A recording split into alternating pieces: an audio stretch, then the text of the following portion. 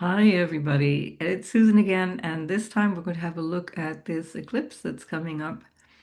And it's a doozy, as you may have already heard from other astrologers.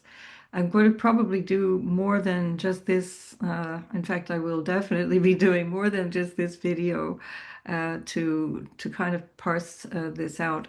Because I don't want to spend too much time on mundane astrology, meaning the world sort of geopolitical situation, but I do want to just kind of bring your attention to a few things before we go sign by sign.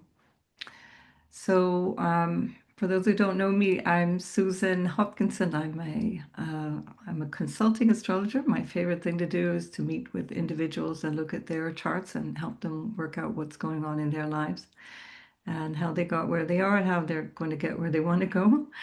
So you can book an appointment with me below the video. And also, I'm teaching, and I'd really love to see you in either the beginner's class or the intermediate class that are coming up. The biggest discount for the early bird for the beginners is ending at the end of January, so do look into that. It's €100 off the regular price, and then the price goes up slightly in February, and then it goes up to the normal price in March, and we begin um, at the equinox in March. And the intermediate class also begins on the equinox the next day. No, the day before. So the intermediate is the 21st of March for 8 weeks, and the beginner classes from the 22nd of March for 8 weeks. And there is also an early bird rate for the intermediate class. And if you've done that course with me before, you get a 50% discount off the normal price. So connect with me if you are interested in coming back. Many people do because it's an interesting way of looking at charts because we do a lot of chart practice. And that's the purpose of the course is to make you a better astrologer when you're looking at natal charts and trying to understand the bigger story in the chart. And then finally, you can still get the 2026 video forecasts, and they're all at a reduced rate. And you can find those on my store, also linked below. They go through every single major aspect that we're having this year. So you're going to get a lot of information up front rather than having to kind of go through the year and wait to hear about it. And you will also find quite a lot of the information around January, February, really helpful, even above and beyond the videos that we're doing here as we go. Right.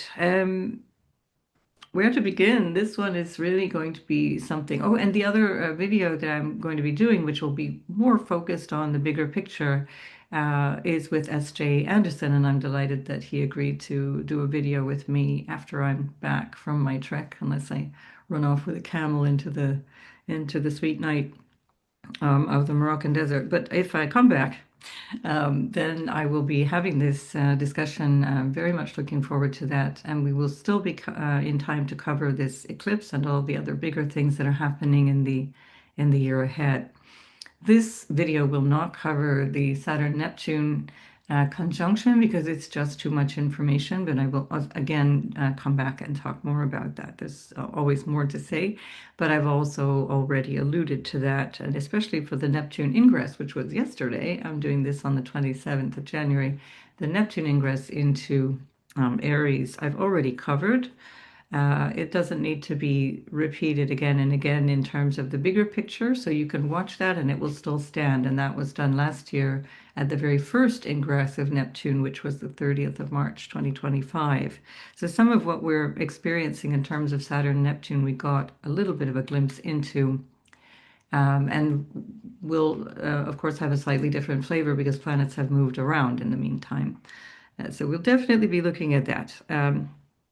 Right. So let's just note, for example, that in this annular eclipse, which is one of those lovely eclipses that has that bright light, a ring of light around the moon, as you've seen on the thumbnail, this is ruled by Saturn. So this is a different kind of energy than what we've had before, where the eclipses for the last year, or a little bit more than a year, have been ruled by Jupiter. Jupiter, Mercury, instead of now Saturn, Leo, but this particular one is ruled by Saturn, which is newly in Aries. So it's going to have quite a vibe. And of course, Saturn is the greater malefic. It's the planet of restriction and limitation and structure. Restructuring is certainly one of the themes with Neptune, Saturn in Aries, especially at the Aries point, at the 0 degree point of any sign. Is a really, really fresh start. And this is the two of the really important planets creating a major cycle, 36, 37-year cycle at the time of this eclipse, which is promising a very, very big leap in a new direction. And it's all the more so because this eclipse is ruled by Saturn, which is ruled by Mars, and Mars itself is in Aquarius, ruled by Saturn. So many things that tie in to the theme of structure, government, war, restructuring, new starts, and all the different things that that can affect in terms of global politics, national politics, governance, and the people, because Aquarius represents the people, it represents society, the future, the way we're moving forward, and intellectual ideas and intellectual property, of course, anything to do with internet um, and IT in a very general sense, that's Aquarian. And on top of that, the modern ruler of Aquarius is squaring this eclipse. So Uranus is at now direct since the 4th of February, and Uranus is at 2732 of Taurus, where it's pretty much been for most of February because it is slow. When these outer planets turn, they station, but it's kind of like a ship turning in the water. When these huge ships turn, it can take 2 days for them to fully change course. And it's like this with these major planets. And so Uranus is really pounding down on this 2732 degree point of Taurus, which is just over a degree from Algol. And Algol is, I didn't put Algol in here, but it's a fixed star that I've spoken about before because it's been a feature of this Uranus transit for some time. And this energy adds, let's say, excitement to this square, to this already quite exciting Saturn ruled and Mars participating in the rulership eclipse. So there's so many things that will be changing, and I'm only going to be able to touch on a few of them and give you some ideas of places to pay attention to, both collectively and then in your own life. So lots and lots of things that will be coming up again in layers because we're building up to the eclipse. Now, as I'm doing this, as I mentioned, it's the 27th of January, so we're kind of 3 weeks ahead, and I do feel that we're already in the eclipse energy, especially now that Neptune has moved into Aries. It's shifting the energy in new ways.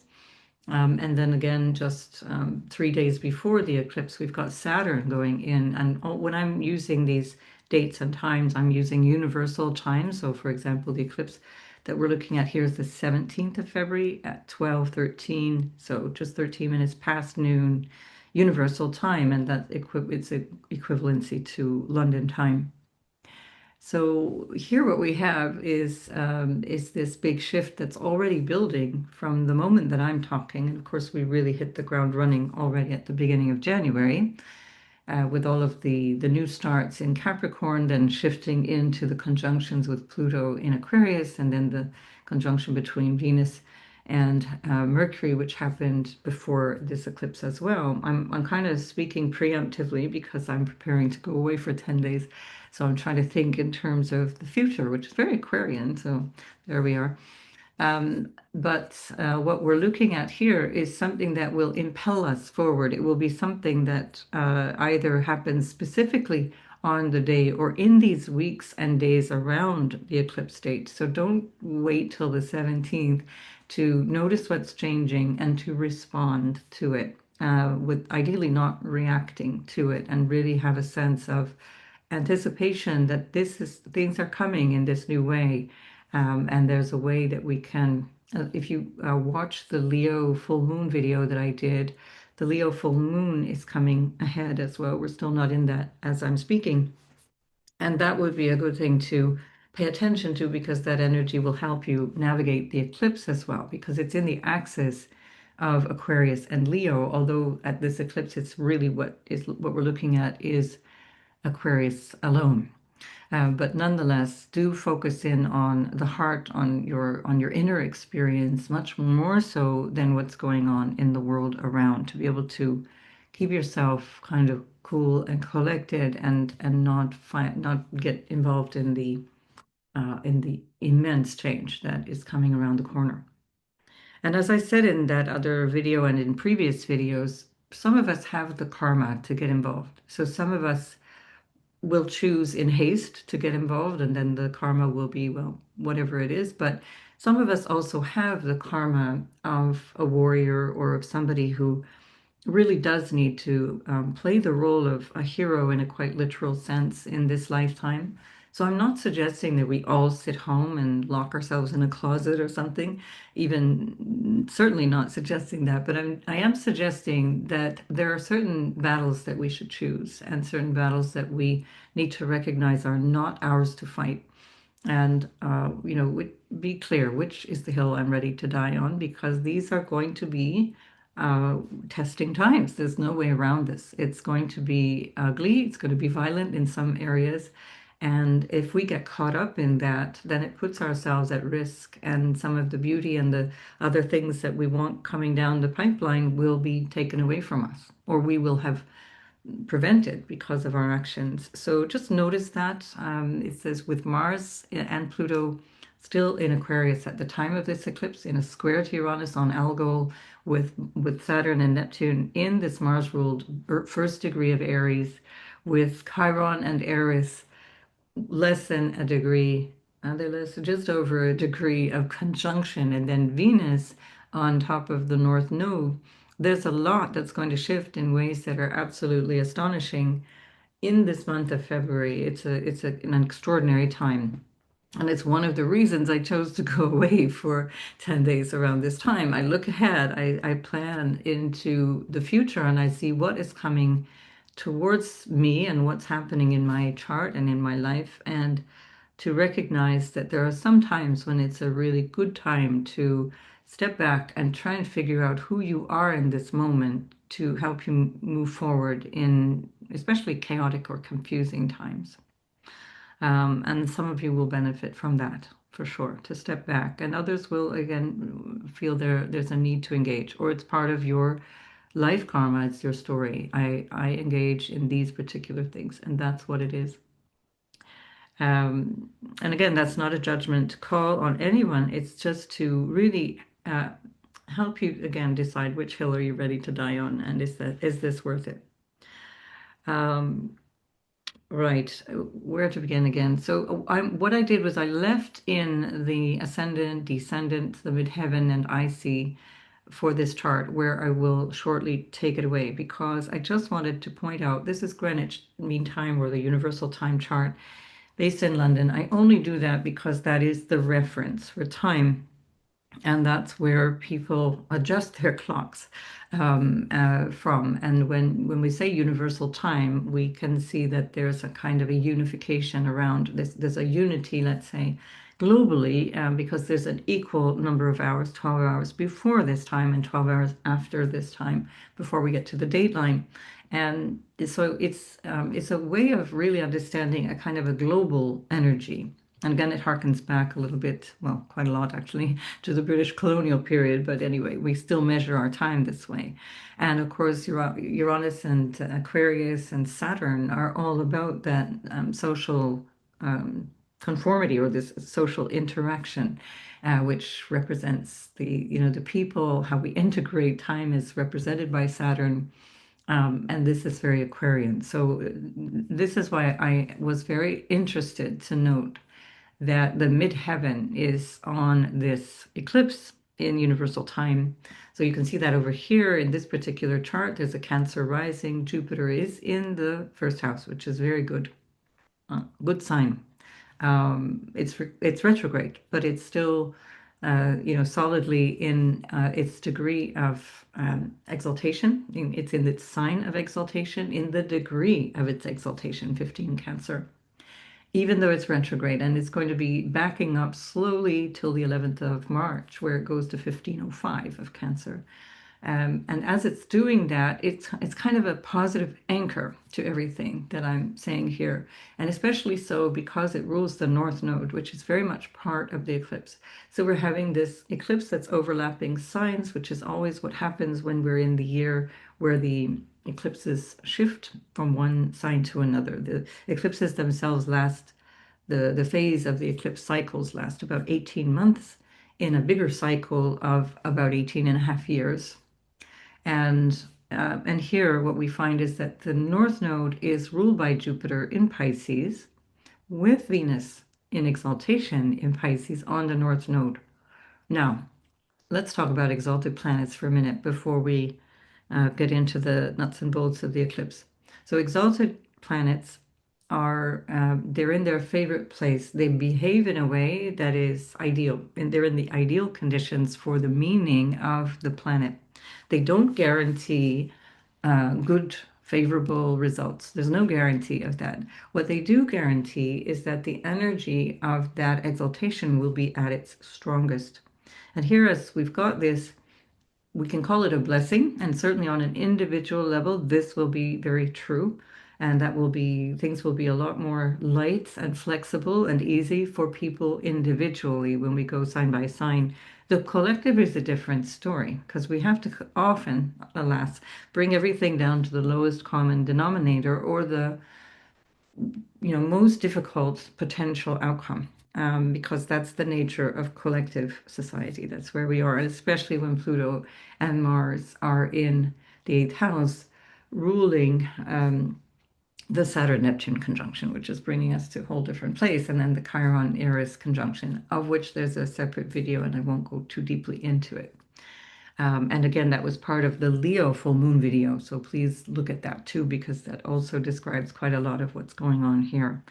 Because the nodes were already there, even in the Leo full moon of the 1st of February. And I described some of the aspects there.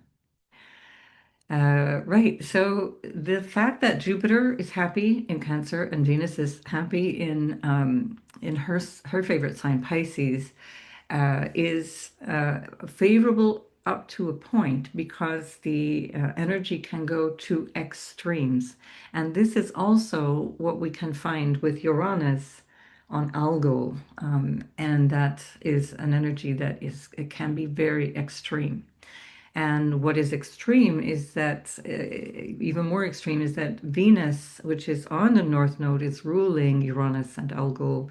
Well, Algol doesn't have rulership, but it's as a fixed planet, they don't have rulership of the planets. But the sign of Taurus has rulership of by Venus, and so that is significant that we now have a direct Uranus that's ready to rock and roll in a square to this eclipse and ruled by a Venus on the North Node, and with, of course, the extra impact of Algol. So Algol can represent extremes around money, wealth.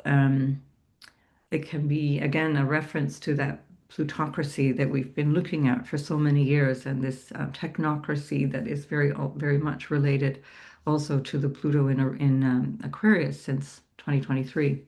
And so we can expect some wild changes around money stories and around whether it's money in circulation or means of spending and exchanging money, or whether it's finances in terms of the financial markets, especially because Neptune and Saturn are on the Wall Street, what do you call that? The Dow Jones chart, inception chart.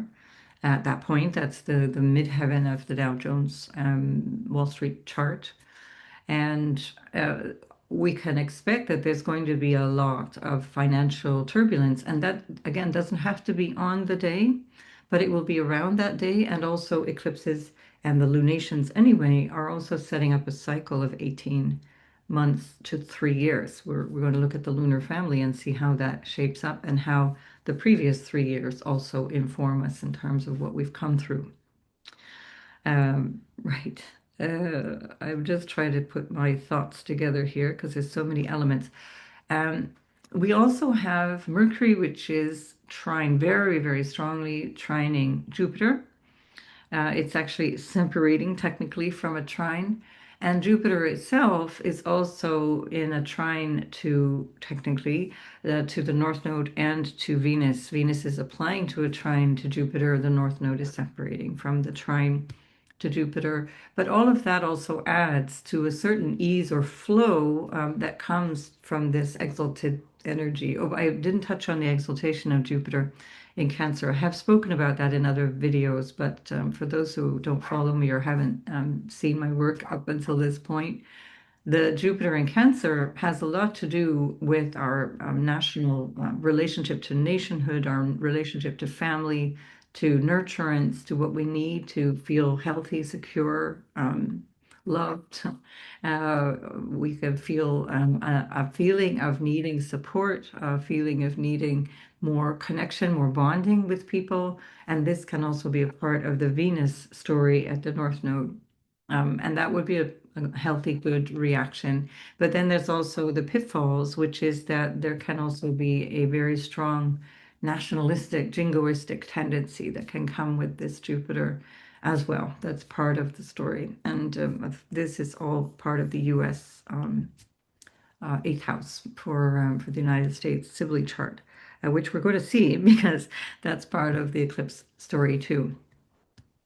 What have I got to mention that I haven't already? So yes, so 3 days after this eclipse, we have the Saturn-Neptune conjunction, but they're essentially conjoined since last year. So already this is the story that we're in. It's one of those fussy perfection things where the actual the aspect perfects, and then astrologers relax and say, okay, finally it's perfected, it's done. But really, that has been the story since 2025, and last summer already they were within a half a degree of each other. So this is a story that's already underway, and it's very, very much a part of the bigger story of the year. And this is being highlighted at the time of this eclipse as well. The fact that the eclipse is already an event that is shocking, surprising, things come and go, people come and go, things begin, things end around eclipses. This is a new moon eclipse and it's related to the North Node. We also call that Rahu, which is about expansion and growth and something that we're going towards and something that we're aiming for. There's something that we're starting here, and it just again emphasizes the point of this newness that's at the zero Aries degree. But this sort of explosive tendency that eclipses can have, which is sudden, surprising things that happen in ways that we can only kind of surmise, but really didn't know how it would pan out, or we couldn't even expect, and they just happen, which is, that's the way life is. Things just often just happen. It is really complicated by the square, which squares represent a need for adjustment, a need for working with something that is not yet stable. It creates a need to, work around something. If it's a person who's coming at you perpendicularly or a car, you can't just keep going because you'll crash into each other. So both or one of you will need to make this adjustment. And this is how you can see this energy here. There's going to be a need for a major adjustment, and it's going to be with reference to whatever is new here in the sign of Aquarius. And again, when we look at that individually, we'll figure that out because we'll see sign by sign how this is impacting you. If you have anything in Aquarius at any point, anywhere in that sign, I don't even care what the degree is, this is going to be a life-changing month for you. We could pretty much say the same thing for Leo, Taurus, and Scorpio, but to a slightly lesser degree, simply because, of course, the intensity is focused in Aquarius. But whatever Leo is confronted with is also going to require adjustment with reference to the opposite sign, to the other, which always represents the person in front of you symbolically, even if that's not where it's showing up in your chart. But it's representing this relational dynamic between you and another. And then it'll have an added theme based on the house that it's in. If you have Taurus, but really towards the end of Taurus, the last 5 degrees of Taurus, this is also going to be deeply, deeply impactful for you because this is the adjustment that is coming and that might be something in your life that you're having to adjust to. that might be you specifically doing the adjustment based on this new thing. And we'll see in your sign that that's going to be something to do with your 10th house. And we'll look at that sign by sign. But this will impact you even if you don't have things only in the last 5 degrees of Taurus. It'll be a very strong impact nonetheless because of the Pluto and the Mars already and all the other planets that have gone through there. You will be in this process of what the heck is going on? And Scorpio, same thing. Your ruler Mars and your modern ruler Pluto are involved in this pileup in Aquarius that has been ongoing since the latter part of January. And really important for you to understand this month and even January to a large extent because your ruler, I'm focusing especially on Mars, has renewed itself in so many ways through the Sun, with Venus, with Pluto on the 27th, which is when I'm doing this. This is the day, by the way, that Pluto and Mars are conjoining. In fact, I tried to start this video, and then the power just cut, and I thought, oh, that's just such a brilliant example of an Aquarius new moon annular eclipse that is squared by Uranus. The power went out. And it took me a good 45 minutes to figure out how to deal with this because it wasn't a problem in my little house. It was a problem in the communal box. And the key was working, but I couldn't get the door open. And it was almost like this comical, sort of unexpected thing that required a major adjustment. I thought, how poetic is this? This is really, and in a windstorm, because we've got crazy wind here as well. And of course, Aquarius is an air sign, so a big windstorm. Aquarius squared by Uranus at the end of Taurus. Yeah, that's there we go. Anyway, so what I want to do before I get too carried away is point out that the trine that's coming from this Mercury back to Jupiter is also going to impact ideas and faith, or an idea that might be novel. Mercury, when it's in Pisces, is considered to be in detriment and fall because it's in the opposite sign to where it's exalted and in domicile, which is where we find the South Node, so Ketu, which is always a part of the nodal axis. We can't separate them out. So even though this is a North Node eclipse, the South Node is always in a polarity. So we have to look at Mercury to the rulership of the South Node, of what we're letting go of. And here, with this trine to Jupiter, with Mercury in Pisces, where it's not so fussy about the details of things, it's the bigger picture of things, more pattern association rather than the sort of symbols themselves or the little microscopic details. We can say that there's something here that tells us a lot about where we can think big, think, gosh, what's his name? So wonderful, such a great astrologer, Rick Levine, and he always says, think cosmically, act locally. This would be a really great expression. I mean, probably the moment of his lifetime. He's been using that expression for years. And think cosmically, act locally. This would represent that. And so this is also another way of expressing, be careful what you engage with right now. Be careful with whom you engage at this time. And, in a general sense, thinking more big picture. Mercury is about 10 days away, less than 10 days away from its retrograde. So it's also going slow at this point. And that's another feature of this moment in time. This is also with Venus visible now. So she's visible after all this time that she has been too close to the sun. She's finally far enough away from the sun. She's visible, and we see her rising. We see her in the morning star phase. So this is also a plus. It's a positive potential, and again, really much easier to work with in our individual lives than in our collective lives, because there's so many wild cards in the collective. Let me give you the dates of the lunar families. I think they're very helpful for understanding what this cycle represents in terms of timing things and what you're moving into, because this is a new moon, which represents the closing out of a prior phase and the beginning of another one. And we can say, yes, it's closing out a phase of when the Aquarius full moon happened in the summer, when the sun was in Leo.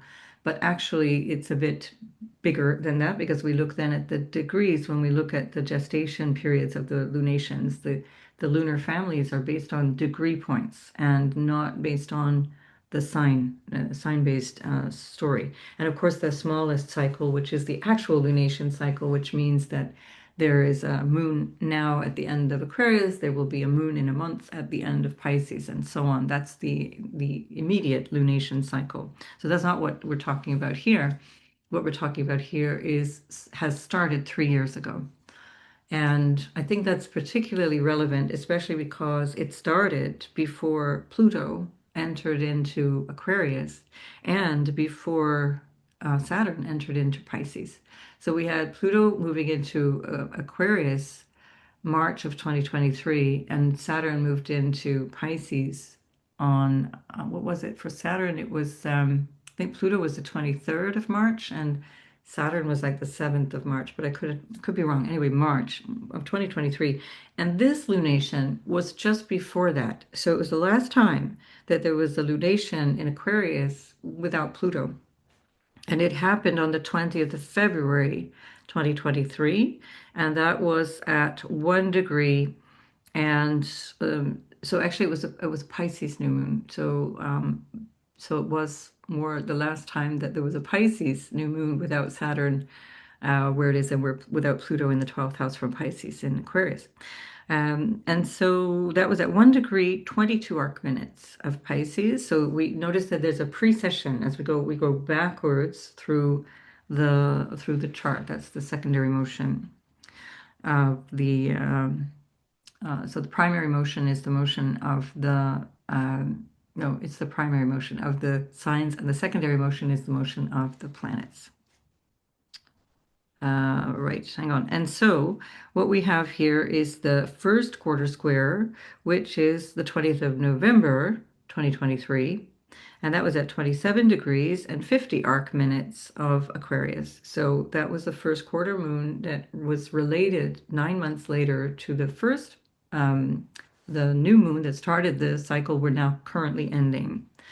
Then we had the full moon phase on the 19th of August, 2024, and that was at 27 degrees, 15 arc minutes of Aquarius. And then the last quarter moon phase, which was 9 months ago, that is the last quarter that is coming to this now new moon, was on the 20th of May, 2025, at 29 Aquarius and 43 arc minutes. We're getting a lot of clouds. I'm getting light and dark and light and dark, so I can't see all the time. Right, and now we come to today, and this, of course, is the new moon that's closing out that 3 year cycle and beginning the next 3 year cycle simultaneously. And also for the nerds out there, the astrology nerds, notice that this is not the lunation chart, this is the eclipse chart. So a lunation chart, the new moon phase without the eclipse part, will have an exact conjunction at 2850. And notice that 6 arc minutes later, which is a really tight eclipse time, meaning narrow window of eclipse time, we have the moon just moving away. So the eclipse is happening just after the perfection of the new moon phase. I'm saying that because I'm going to get somebody in the comments saying they don't line up. And yes, indeed, they do for the eclipse chart. So we have now this chart, which is 28 degrees, 49 minutes. Well, in the lunation phase. So it's not 50 degrees, 49 minutes for the lunation phase. This is the eclipse chart, remember? That is the beginning of this lunation family. And it just so happens to begin with a bang because it's the eclipse as well as the lunation. Now, keep in mind that, as I said, this is a big deal right now, especially through the month of February and into March. But it is going to be a big deal cycle, meaning 3 years from now, we are still going to be working with the effects of this. Okay, so this is not just about the eclipse duration, because there's a way astrologers mark also the amount of time, especially for a lunar eclipse, the amount of time that it takes for the eclipse to take place. But this is more like the lunation cycle, and so this will leave an imprint for 3 years. which is an important arc of time because by that time Saturn will be moving out of Aries and into Taurus. Right, and so then we have coming up in 9 months from now, the first quarter phase of this lunation is the 17th of November, 2026. And that is going to be roughly, what is it, 2 weeks or something after the US midterms. So this, notice what is going on here. This is on the US moon, the Sibley moon, this eclipse, squared by Uranus and squared by Algol. Well, we don't actually give a square from Algol, but Uranus is on Algol, so that the cluster of the conjunction there is squaring this lunation. And the moon represents the people. And this is where I think there can be an immense outburst of popular uprising that is not necessarily going to be in unity. This is again where divisions of opinion will come in. I saw on Radio Canada a couple of days ago there was a program. Radio Canada is like the francophone version of the CBC, the Canadian Broadcasting Corporation. I try to get my news from all over the place. It helps to spread the stories at least, or get different opinions. And this was a story about the Black Panthers, and I've forgotten what they call themselves, but it's the Black Panther Defense Organization or something similar. And they are now patrolling the streets because of this ICE dilemma, where ICE is, basically executing American citizens and raiding homes without warrants, or their warrants that are actually not technically legal. And there's such a chaos and fear and anger and violence that is being propagated around this particular moment in time. It's not that it wasn't there before, it's just that it's visible now. And now it's white people being affected. And actually, I want to mention while I'm talking about this, that this is something that Bukola, my friend who's an astrologer who you will have heard from if you follow my channel, made the most brilliant comment about this, and I just want to read it in a minute. But what this tells me, they're patrolling the streets with AK-47s. They're walking around American cities with AK-47s as a vigilante defense organization. Now, that will not be the only group doing that. It's just the only one I know. So this is what we're coming to it with reference to the U.S. The United States population, the moon being here. I'll just quickly show you that chart. Oh God, Israel's another story. I will look at that in a minute. There's the moon, and that is exactly there that these last 3 years have been impacting. As I mentioned, the dates for the last 3 years, notice how many of them were on that particular degree, building up to this point.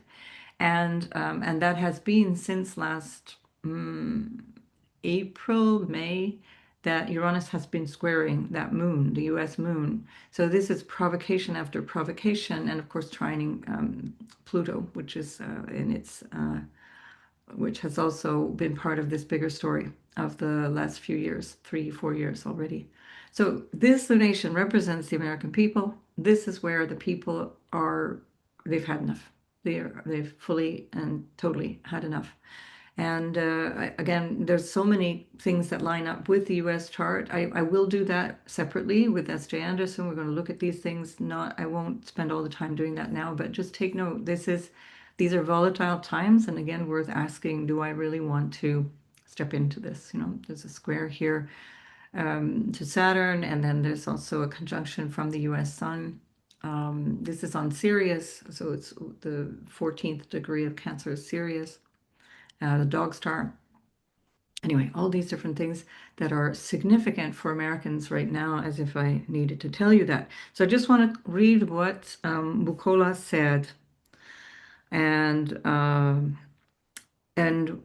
it was extraordinary because this is a Black American he's very spiritual. He comes across very strong. He's got fabulous, strong opinions. I love people with strong opinions. And people have become very fragile around having different opinions. And this is, I think, part of our problem. We've got to learn how to, in this mercurial Pisces and the Mercury in Pisces way, we've got to learn to absorb other people's opinions without feeling that it's an egoic personal attack.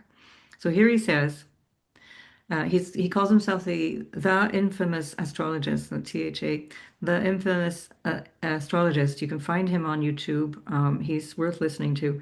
When truth in humanity is deliberately ignored, it finds its way to your doorstep.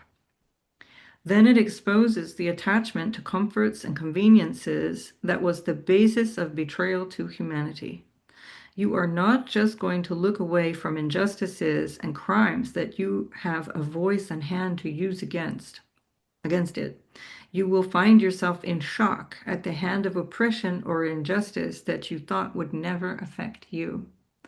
We're seeing this globally. It's in a very, very intensified way happening in the US, where in a general sense, the karma of colonization and the colonial attitude and the white privilege attitude of being somehow untouchable and being always the one with the upper hand and somehow always able to rescue themselves from whatever turmoil they themselves, and I say they, we, that ourselves create. Those days are done. That's it. We're done. That whole story is flipping. The script is flipping. And this is, I think, the year where we really wake up to that. And I think perhaps this could be the month and perhaps even the moment where we really see that in action. So I don't say that to frighten anybody. I say that to recognize the potency of our decision to invest ourselves and make other people aware of our support for them or otherwise, and where we turn away. And if we look at the things I can't name in the Middle East, because even though I'm not monetized, they still shadow ban channels now. I actually have not had 1 month of I have new subscribers coming in, but I'm stagnant for 3 months now. And it's because I've been using words, these very intense words about what is going on. And I realize now that this is a shadow banning. I hadn't really contemplated that. I'm not monetized, so it doesn't affect me in terms of my livelihood, but in terms of my ability to share my work, it affects me, which would be a great plea to say at this particular point, like and subscribe and all those usual things, which I am assuming you are clever enough to know you can do. That's why I don't really say it, but I guess apparently it needs to be said. So as a counterbalance to this otherwise pretty intense thing that I'm talking about here, I want to point out how we can work. And again, I invite you to go back to the Leo full moon or watch it if you haven't seen it, the Leo full moon video, because that actually is something I think that gives you something you can work with. Here in the Aquarius energy, I think what we can work with is the realization that life is always surprising us. It's just that we often can more or less stay in our comfort zone. And I think we're moving into a place where we're going to start to move out of our comfort zone. And we need to establish something deep inside of ourselves to stabilize. And that is what I spoke to with that Leo new moon, the Leo full moon video. So let's just quickly have a listen to Ibn Arabi. I love Sufism. Some of you I know do as well. So I always follow Sufi masters. I read their poetry and their and prose as well. And there's such beauty in it. And I love the fact that it's the purity of Islam. It's the unity of all religion, So Sufism is the pure faith. It's pure direct connection with God. And this one is called the Refuge, or it's also known as the Prayer of Protection by Ibn Arabi. You who are the harbor, and I will include this, by the way, down below, so you can maybe copy it into your phone or something. I find it really potent for right now.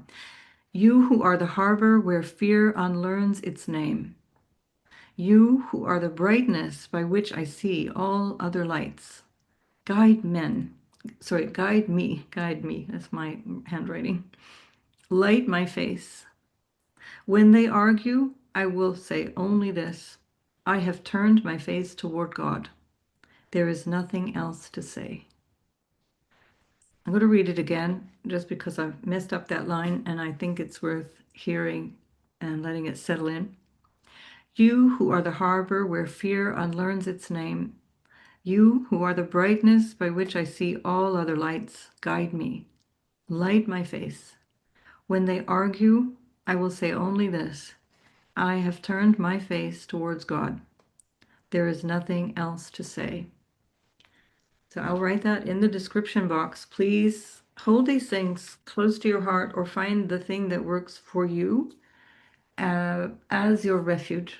You know, this is the prayer of protection, but there are many others. There are, whatever your connection to spirit is, use that. Doesn't have to be something just because I'm saying it. I'm not asking you to follow that specifically. Just let's take a minute now to see a little bit more broadly what's going on. I already mentioned the US. So this is a situation that we can, anybody who's even glimpsing at what's going on is being transformed. And I'm going to run through these because I'm going to cover these in more detail in another video. Um, every time there's a big event, there is a chart that we can create around that. And this is a chart for 5:30 a.m. when the Donbass region was invaded by Russia, what Russia called the Special Military Operation, which is the SMO. And this was a significant moment that we can also notice is holding also a significance right now in terms of how this eclipse will affect it. This eclipse is squaring the nodes of that moment, and the nodal axis is very karmic.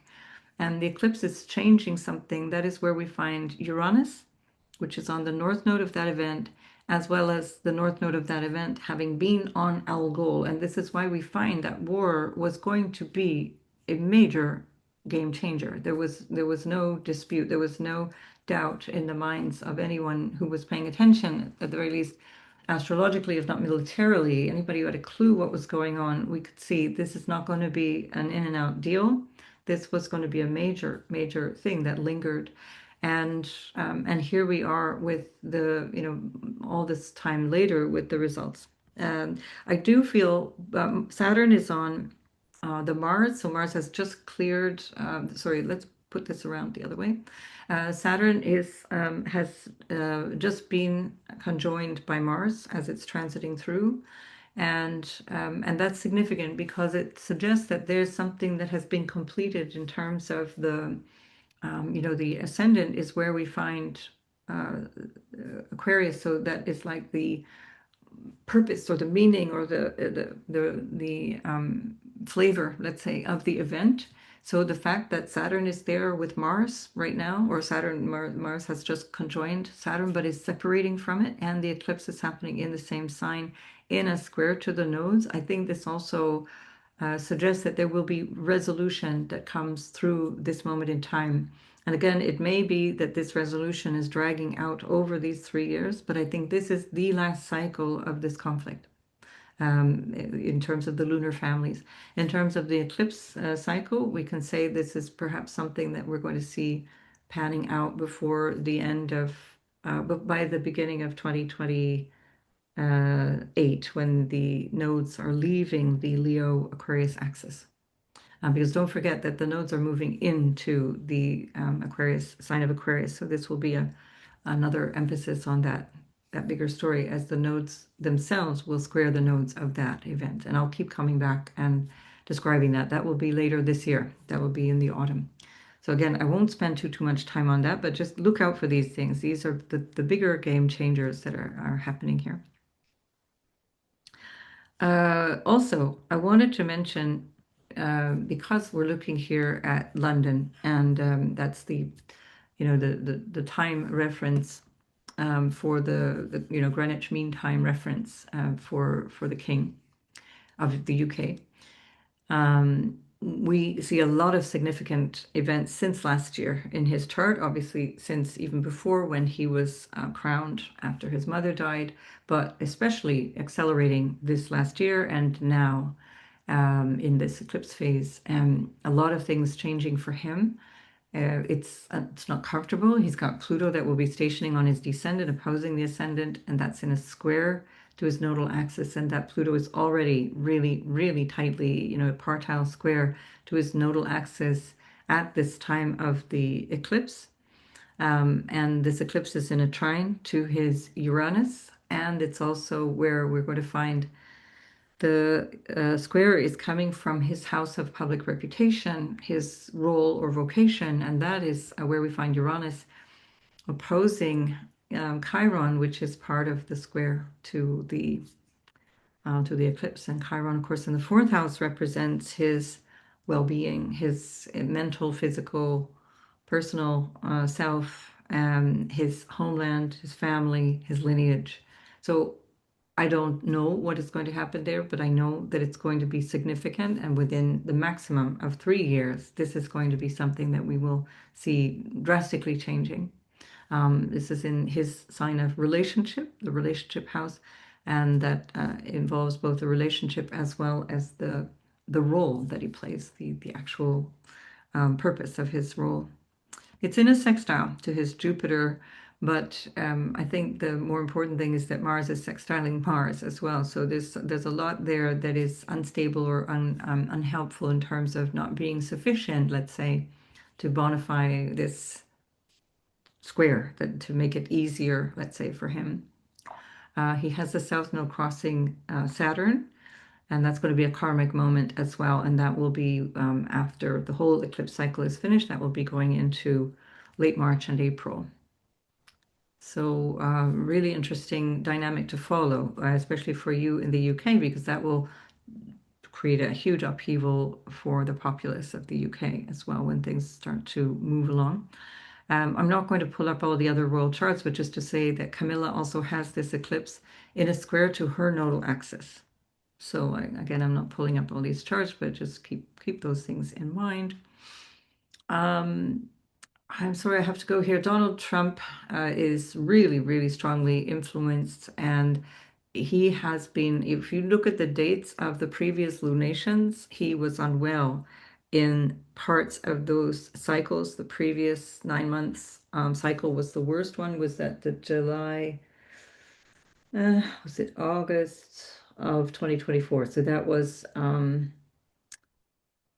August 2024. No, that was May of 2025. So there was some health issues that he's been dealing with over 2025, and they're accelerating now. And I think that is something that is to be paid attention to. There's something there that is going to change as well in this cycle, in his personal story, and especially as Uranus has been over a year now squaring his ascendant at the same time as the all of these lunation cycles have been in opposition to his ascendant, um, and on his descendant, there's going to be some major changes in his life too.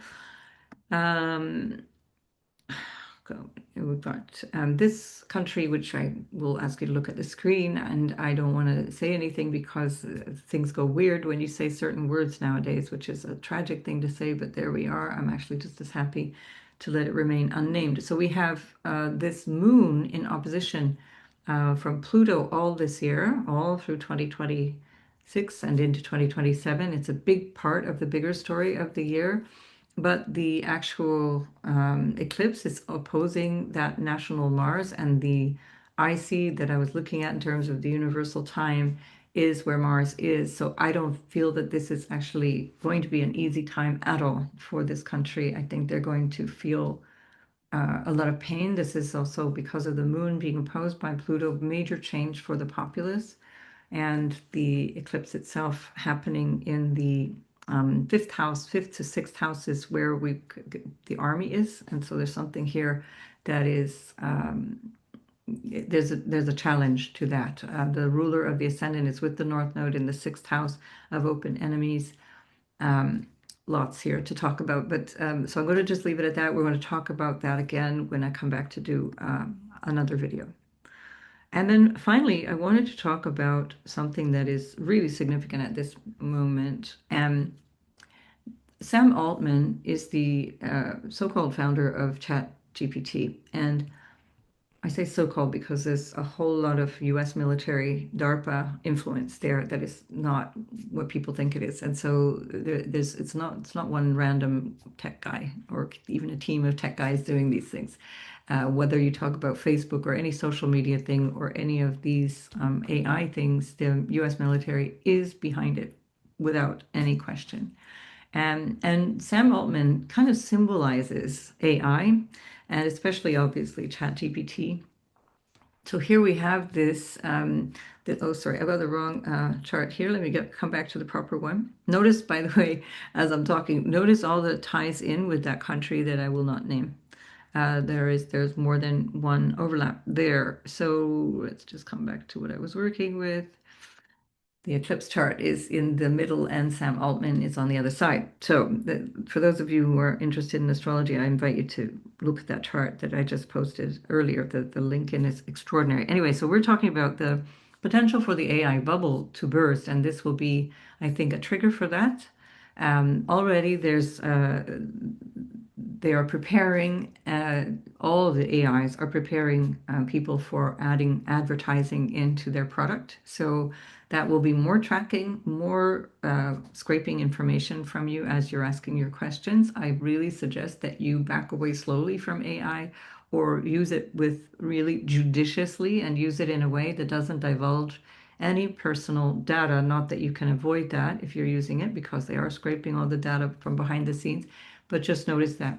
So his Mars and Moon conjunction, which is sorry, I got to do it the other way. His Mars and Moon conjunction, which is in his first house, uh, are um, are going to be squared by this eclipse, and of course that's where we find Uranus. And you notice if you've seen him the past year, which is when Uranus first moved into that place where his Moon and Mars are. Notice his Moon is on Algol natally, and so is Mars in the orb of conjunction with Algol.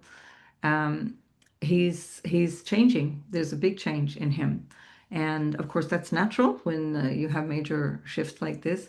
But it's going to be something that we're going to see evolving quickly. This is in opposition to his Saturn, so it creates a T square with this, or rather, the eclipse itself creates a T square with this opposition that's in his chart. Chiron will come up from the 19th of June till the 17th, is it 17th of September? Chiron will be sitting on his ascendant and just a degree and a bit from his sun. I think he's going to have a rough year.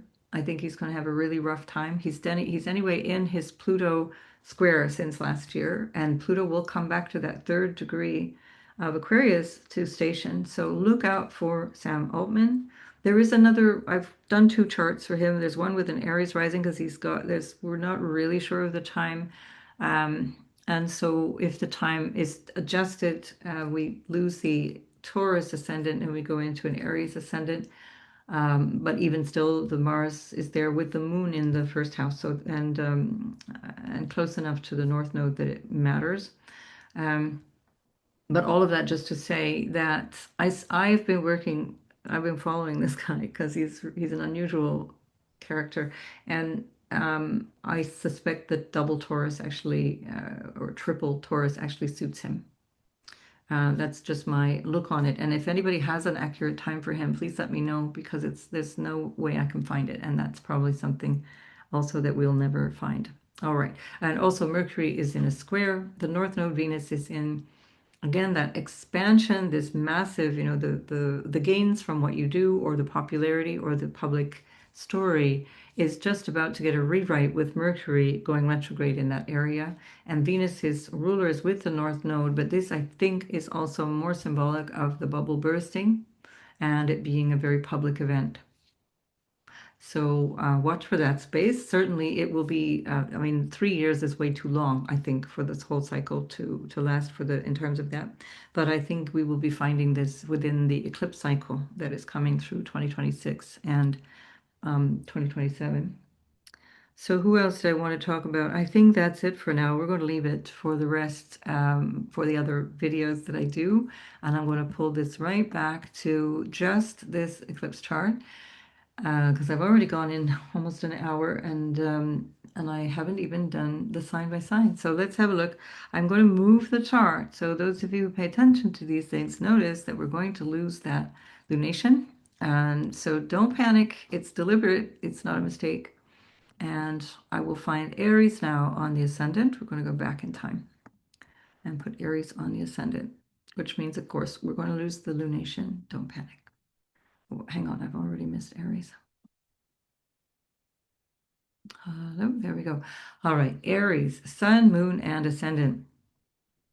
This is, of course, quite literal for you because you have a literal chart or the natural chart of the zodiac, especially if you have the ascendant in Aries. But even if you count the signs from your Sun and Moon, this is very significant for you because it's happening in the same element and the same signs that I was referring to earlier. The energy is very pure for Aries, and that's why Aries is so in your face. It's what you see is what you get with Aries because there's no having to adjust for signs and houses. Hang on just a minute while I take away the IC and the MC. There we go. Just to clear the chart a little bit, and we don't mind as it's turning around. It's not relevant to us anyway. So this is a really big deal for Aries. It's in your house of the future, quite literally looking into the future, looking at what is coming down the pipeline for you, how you socialize, how you connect with people. I've already spoken a lot about this because that's also been the story of all of these conjunctions in your 11th house. You'll see that in other videos from me. And of course, Pluto has been in there, and that's been the bigger story of Pluto going in there. But this time, something changes in a way that can be, there's a before and after here. And that before and after can relate to your sense of what you wanted to do going forward. Your ruler is there in that same house, Mars. Even if you think about it as something of a goal or something of a vision that you had, you might get to this point where you think that's not what I want anymore, especially because Uranus is squaring from the house of your values, from the house of your sense of self-worth, from the house that represents your family as well, everything that supports you, and that can include money, income, possessions, investments.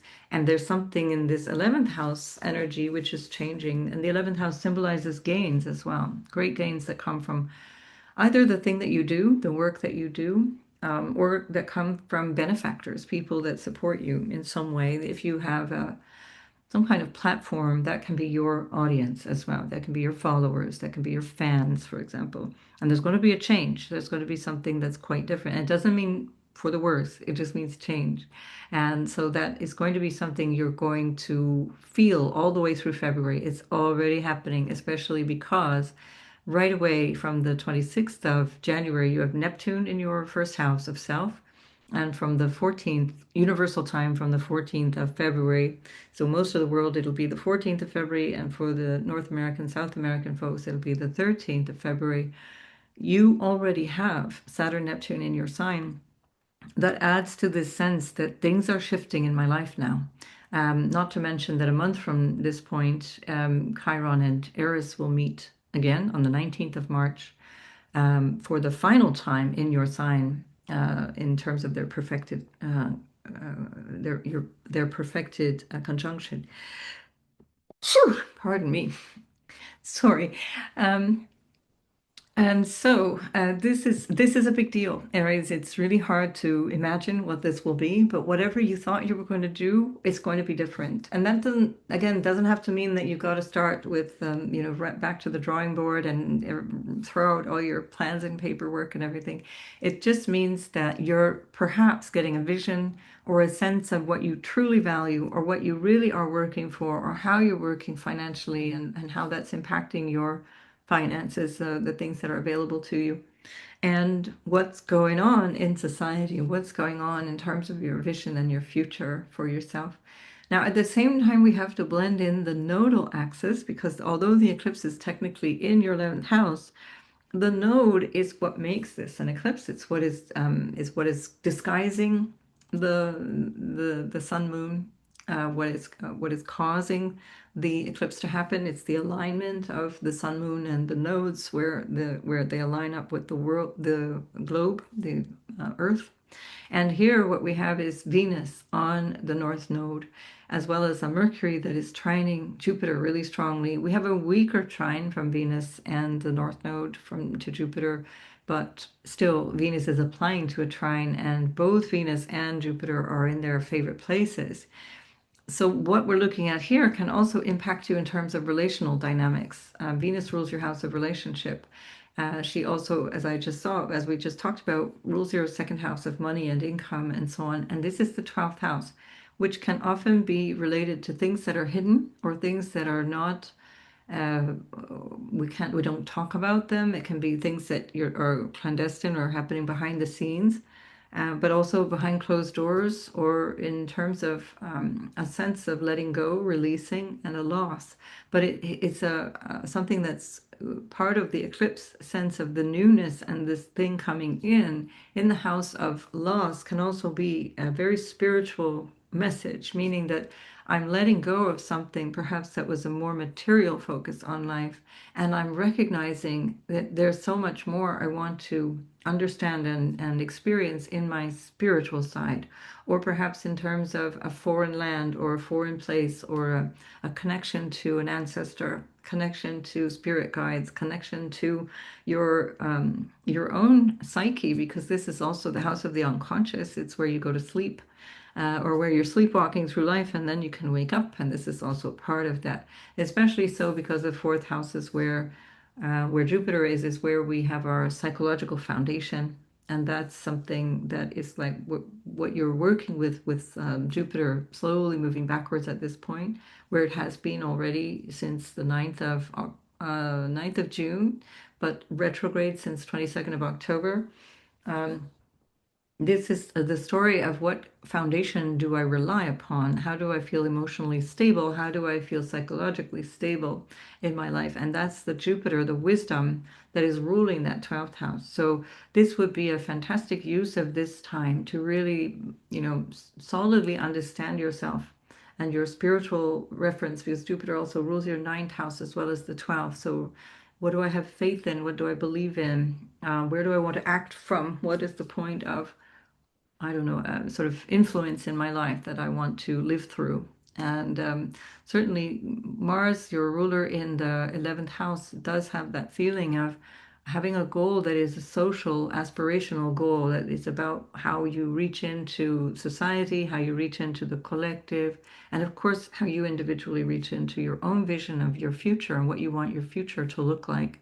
So you're putting a lot of what is kind of not seen into this moment in time to support the change that you're going to grow through. And I think you'll find that over the next 3 years that this is something that will really transform you, not to mention the fact that Neptune is in your first house, which is a very spiritualizing influence as well. And then Saturn is there to stabilize it. And Saturn from your first house is ruling your 11th. It rules your 10th, which is your vocation or your career or what you do out in the world, how you show up socially, how you show up for, the way you contribute to society, or your social reputation or your social status, married, not married, etc. And all of that is coming through you like a channel. You're channeling all of that energy. So it's going to be an absolutely dynamic month for you to express something that's going to have a lasting impact. So we're looking at an arc of 3 years, not just because of the lunar family, but because of also the eclipse impact, and also the fact that Saturn is in your first house of self until April 2028. So this is a big deal, and I think it's something that you can really work with from the highest place possible, that you will get the best out of these situations from the highest perch, the highest perspective, the highest vision, the highest overview of what life means to you. And as you build that foundation for yourself, it's portable. It's not that you need to be somewhere for that to apply. It's actually within you. Note that the North Node will be shifting into the 11th for you. So the next eclipse will be actually in your sixth house of work. That I'll do another video on. But then later in the second half of the year, the nodal axis moves from the 27th of July from the true node point of view into your 11th house. So it's going to add to what is going on right now. So you're able to set yourself up for the eclipses that are happening in August, where you're going to have a lot of the same players in the same places, with the exception of Uranus. So perhaps this could be for you a story around money. There can be a story around some need to hunker down or really get serious about money, or deal with a financial shift that might include a loss, or it might include something where you realize I need a different source of income, an additional source of income. Um, it might be part of the story as well. And that would, of course, depend on your natal chart, and I can't be sure of that without looking at it.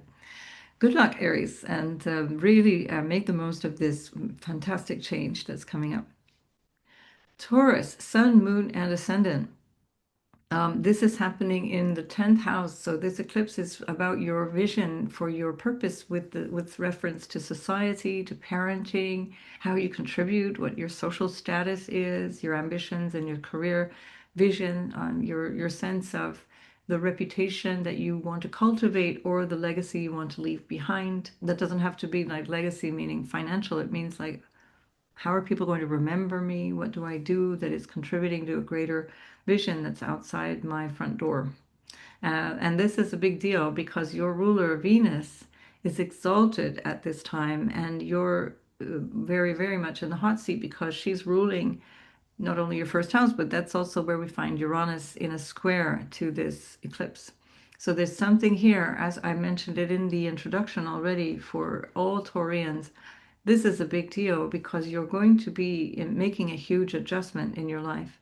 And there's some support from you from this Venus, 11th house Venus on the North Node. It can come in the form of a woman, or relational dynamics, or financial dynamics. There can be some sense of there's a new thing coming down the pipeline that might literally be about money and income. It is the 11th house of bigger support coming from an influential individual, or from your fans, or your support network, or friends that are more like acquaintances, not the really serious good ones. Not meaning that the acquaintances aren't good, but meaning like you're not your really close friends. And also because Mercury, which is in the 11th, is ruling your second house of money and resources and family and so on. The 11th can also be your elder sibling, one elder, one older than you. And as Jupiter is in the third house, ruling that 11th house, that's also a very good indication of good things that might come through the elder sibling, or through friends, through connections, Venusian connections of all descriptions, through a Venusian pursuit, which it wouldn't be uncommon for a Taurian sun, moon, or ascendant to do things in terms of their career that are actually Venusian, because you put yourself into that in terms of beauty, harmony, design, the usual flowers, nice things, pretty things, potentially feminine things, or financial things, of course, which is the other Venusian thing. And so we have this square that's coming from this eclipse in your 10th house to you, where we find Uranus, and Uranus is now slowly turning and slowly moving out of your first house. So there's an adjustment that you're realizing is needing to be made, but you already have seen this coming down the pipeline. Many of you will have noticed this by the time of your last birthday. So April, May, June of 2025 was already when Uranus was at this point.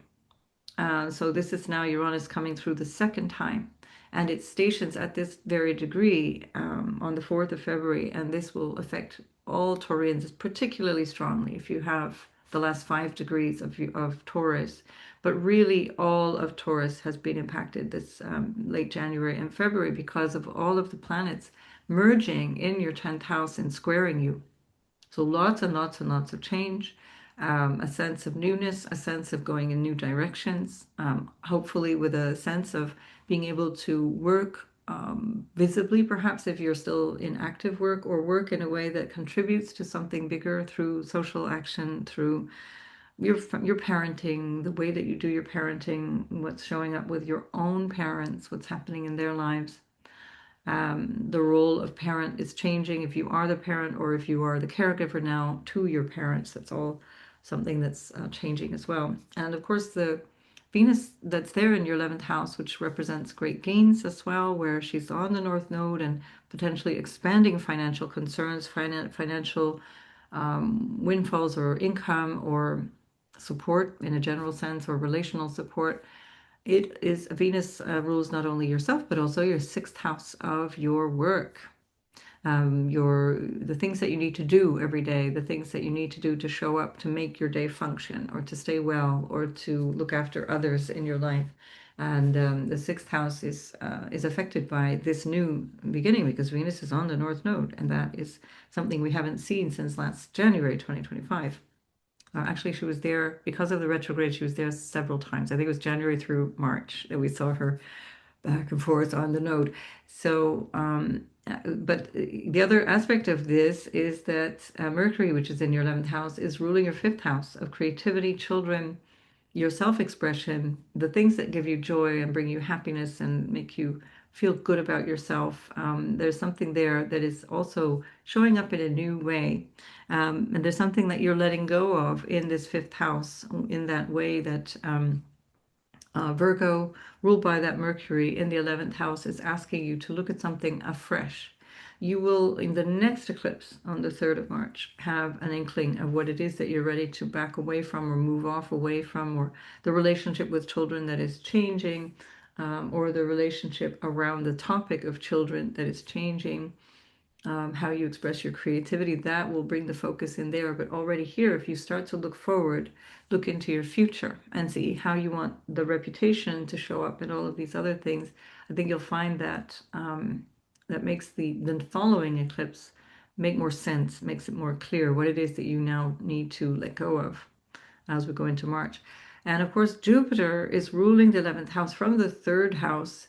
And Jupiter is, in the 3rd is about communications. It's about your talents and skills and the gifts that you have for doing things. That could be articulating something through written or spoken word or teaching things, especially with reference to Jupiter, dynamics around learning, teaching, practical skills, practical doing, musical skills, musical doing. Mercury rules your 2nd house of the aesthetic and the beauty and the artistic skill, the artistic, let's say, tendency, and then the skill is in the 3rd house. And that is all being reinforced by this trine from Jupiter, which is ruled by the lunation, which immediately following this eclipse is going to move into that house and move over Pisces, all the Pisces placements, Venus, North Node, Mercury. And the trine from Mercury, which is ruling the 2nd house, ruling the 5th house of creativity and self-expression, back to Jupiter here, suggests that you could also start something new in a way that is extremely creative or in a way that expresses something important that you want to teach or share with people. And again, it can refer right directly back to extended family, cousins, and especially an elder sibling, but siblings of all kinds, something that might be coming through a new relational dynamic. And then, of course, at the same time, and we'll speak about these things in different videos again, but just to touch on the fact that Saturn and Neptune are now fully into your 12th house. They won't go back into your 11th house. And that's going to take you on a journey deep inside. It's going to be very spiritual.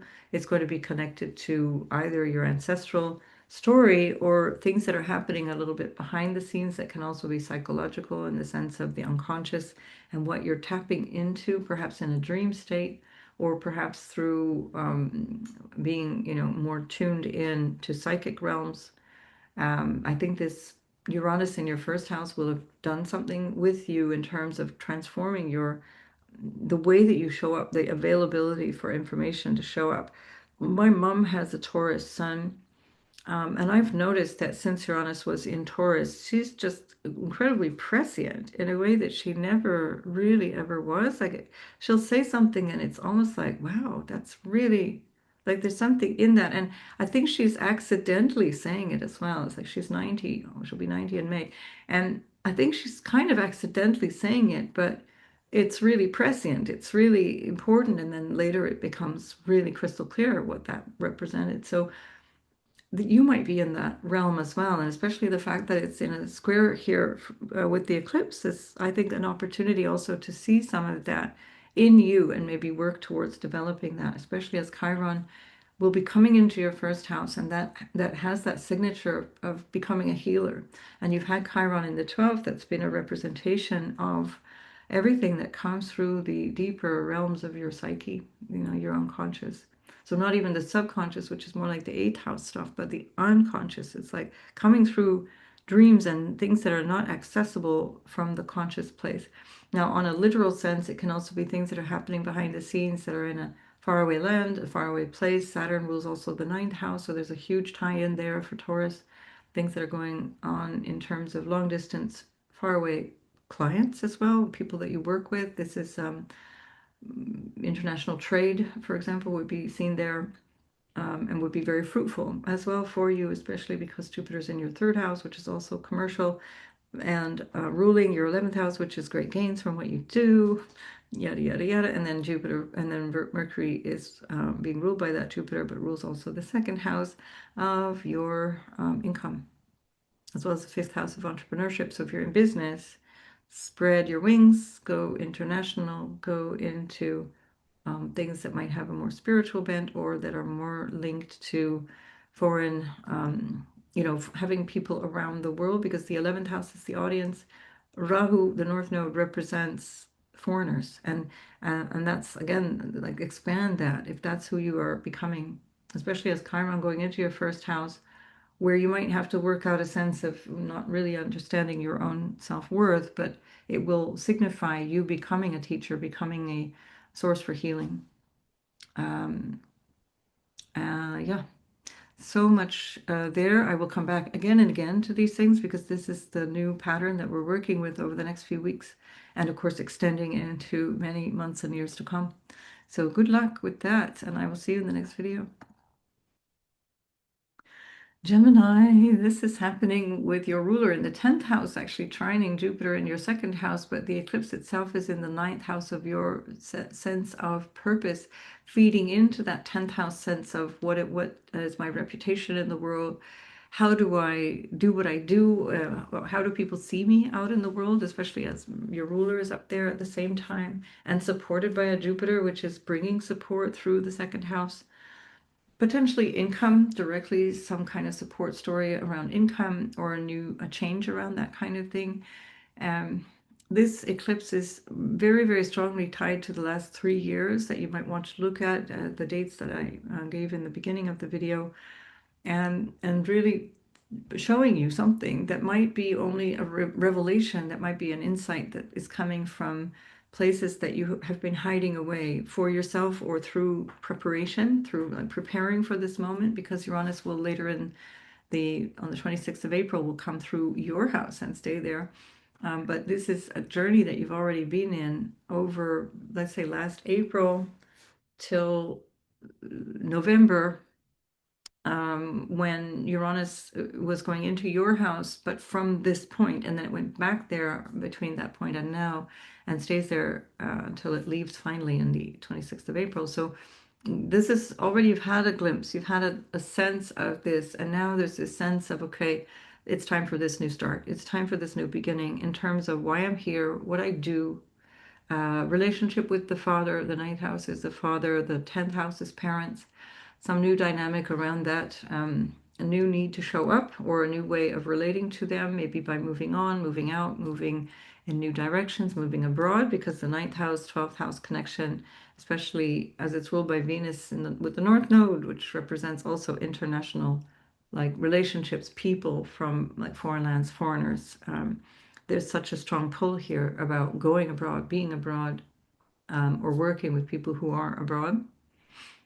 It's very difficult to know without seeing the actual chart, but I'm giving you some of the bigger outlines of what is possible here.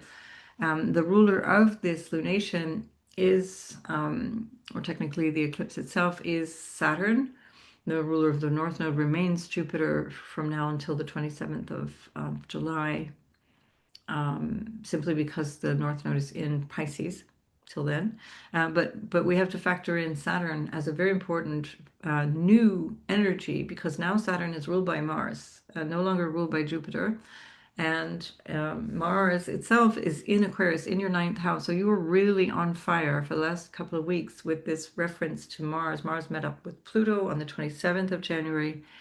And that started a whole new cycle that influenced your sense of why the heck am I here? What is this life all about? What does it mean to be human? What is my higher vision for life? Like not just flipping burgers, but I have a sense of something beyond a job and finding a deeper sense of meaning and purpose in what I do. Mars rules your sixth house of work. And that's a huge, influence because it also rules your 11th house of gains from the thing that you do.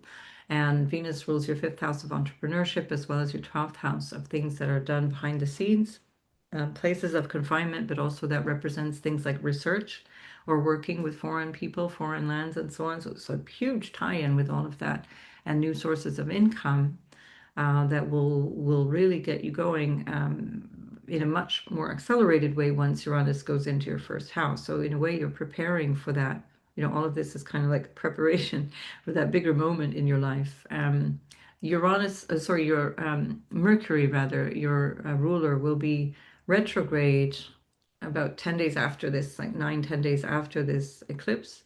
In your 10th house, it will go back to the North Node where we find Venus today. So consider this as an opportunity to really look at your sense of your legacy or the reputation that you'd like to have and the or infamy, the way people see you, the way people relate to you when you step out your front door and through the work that you do, through the responsibility that you take for the work that you do. And certainly Jupiter supports that by trine. Jupiter is trining your Lord, and that's super support. That's a wonderful place to be, especially from the second house, which is about money and your value. How do I feel about myself, my value?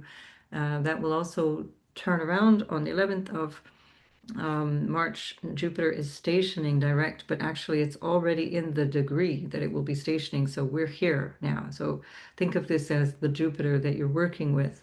Even if it's still retrograde, it's very, very slow at this point. It only stations at 15 degrees 5 minutes of Cancer.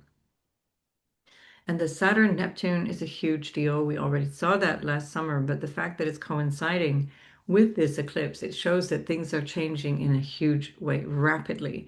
You adjust really well to things. You're a mutable sign. You've been working already with the nodal axis in the other mutable signs of Virgo and Pisces. And then, of course, the last mutable sign is your partner sign, which is Sagittarius, which is ruled by this Jupiter, favorably placed here in your second house. That also represents family. So what you get from family, how you support family, how they support you, can be around food as well, how you take care of yourself, what you put in your face, in your mouth, your whatever, how you ingest things, whether they're good or bad or otherwise, um, and the impact that that has on you. So this is also playing into this bigger picture of what might change for you in the year ahead once Uranus goes into your first house. The fact that this is a ninth house, 12th house aspect as well, there's something that might have you kind of have a come to Jesus moment or this kind of wake up to yourself, wake up to your value, wake up to your higher purpose from a more elevated place, whether it's a philosophical, more stoic place, or because that's very Aquarian as well, or whether it is, especially with a Mars ruled Saturn, even more so with Mars in Saturn sign. There can be something very, very spiritual here, very intensely like powerful awakening, powerful sense of what's happening in my experience. How do I want to work through this lifetime? And that doesn't have to be for income. Mars is ruling the sixth house, so that is about a job in a day-to-day sense. But um, yeah, I think in the bigger sense, it's about what you are, who you're being when you do what you do. So that's something that Mercury retrograding will help you with, and I'll come back and talk more about that. But that's going to cover up, the last week of March and the last week of February and the first 3 weeks of March, essentially. So is it the last week? No, the last couple of days of February because it's only a 28-day month and it's from this 26th and then the first 3 weeks of March. Yeah, the Mercury retrograde is usually around 21 to 24 days. So I think that covers it. There's a lot here, and I will absolutely come back to talk more about this. But Gemini, take this moment seriously. Take yourself seriously in the sense of not being serious, because that's almost impossible for you, but in the sense of being aware of your value right now and really, really honoring that and working with it in this new direction, because Saturn and Neptune are pulling you in a whole different direction. And that's a cycle, that's a duration of 36.5 years of a cycle. So you're starting not only this moment off big, but this is like the focus of your life for 36.5 years is this 11th house. And that means society. It means friends, acquaintances, the audience, the people you reach out into, um, your fans, the income that you receive from what you do, support that you get from other people. So really, really looking good. And again, for details, I'd have to see your own chart. So, and also do get the annual reading. The 2026 readings have a lot of information, as much as I can give you without knowing your chart. And it gives you the heads up on everything. And especially because you're so impacted this year with this Uranus transit and with all the other planets lining up. I think you'll want to hear more about that. So get that forecast. It's at a discount, and you can buy that at the link below this video. All right, Gemini, thank you for listening. I'll see you in the next one. Cancer, Sun, Moon, and Ascendant. So this is actually the chart that I showed in the introduction. We come back to the original chart because it has a Cancer rising universal time. So you've seen kind of how it's all playing out already. On an individual level, of course, there's just a huge amount of benefit potential. Again, I can't guarantee anything because a lot of things will be so extreme that it will, of course, impact people in a very, very different way. But what we do see here is some real change around a sense of your role in the world, your purpose, the role that you share in terms of being an authority figure. This is the Saturn Neptune in the 10th house. That's a very big transit that I will speak more to after my retreat. And the fact that Uranus has been preparing you out in society, out in the field, as it were, in the 11th house all these years. And it's Uranus with Algol that is squaring from your 8th house of other people's money and intimacy, how you relate to people intimately, whether it's sexually. Now, Mars, the ruler of your 5th house of love and sex and romance, creative expression, etc., is with this eclipse in your 8th house at the same time. Pluto is also the modern ruler of Scorpio, which is your 5th house.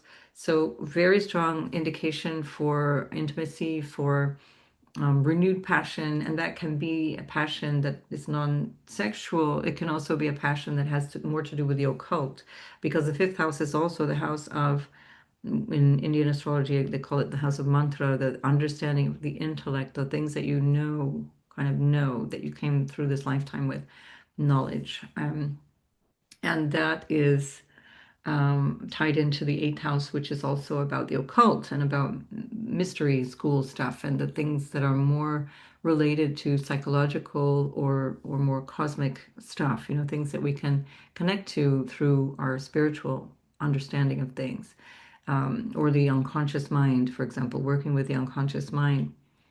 If it is about a partnership, this is a time where you are really, really, really ripe for meeting new people. This is also why, as a Cancer rising and moon, I chose specifically to go away so I would meet new people. That's a deliberate choice. I want to put myself in a place where I'm meeting new people.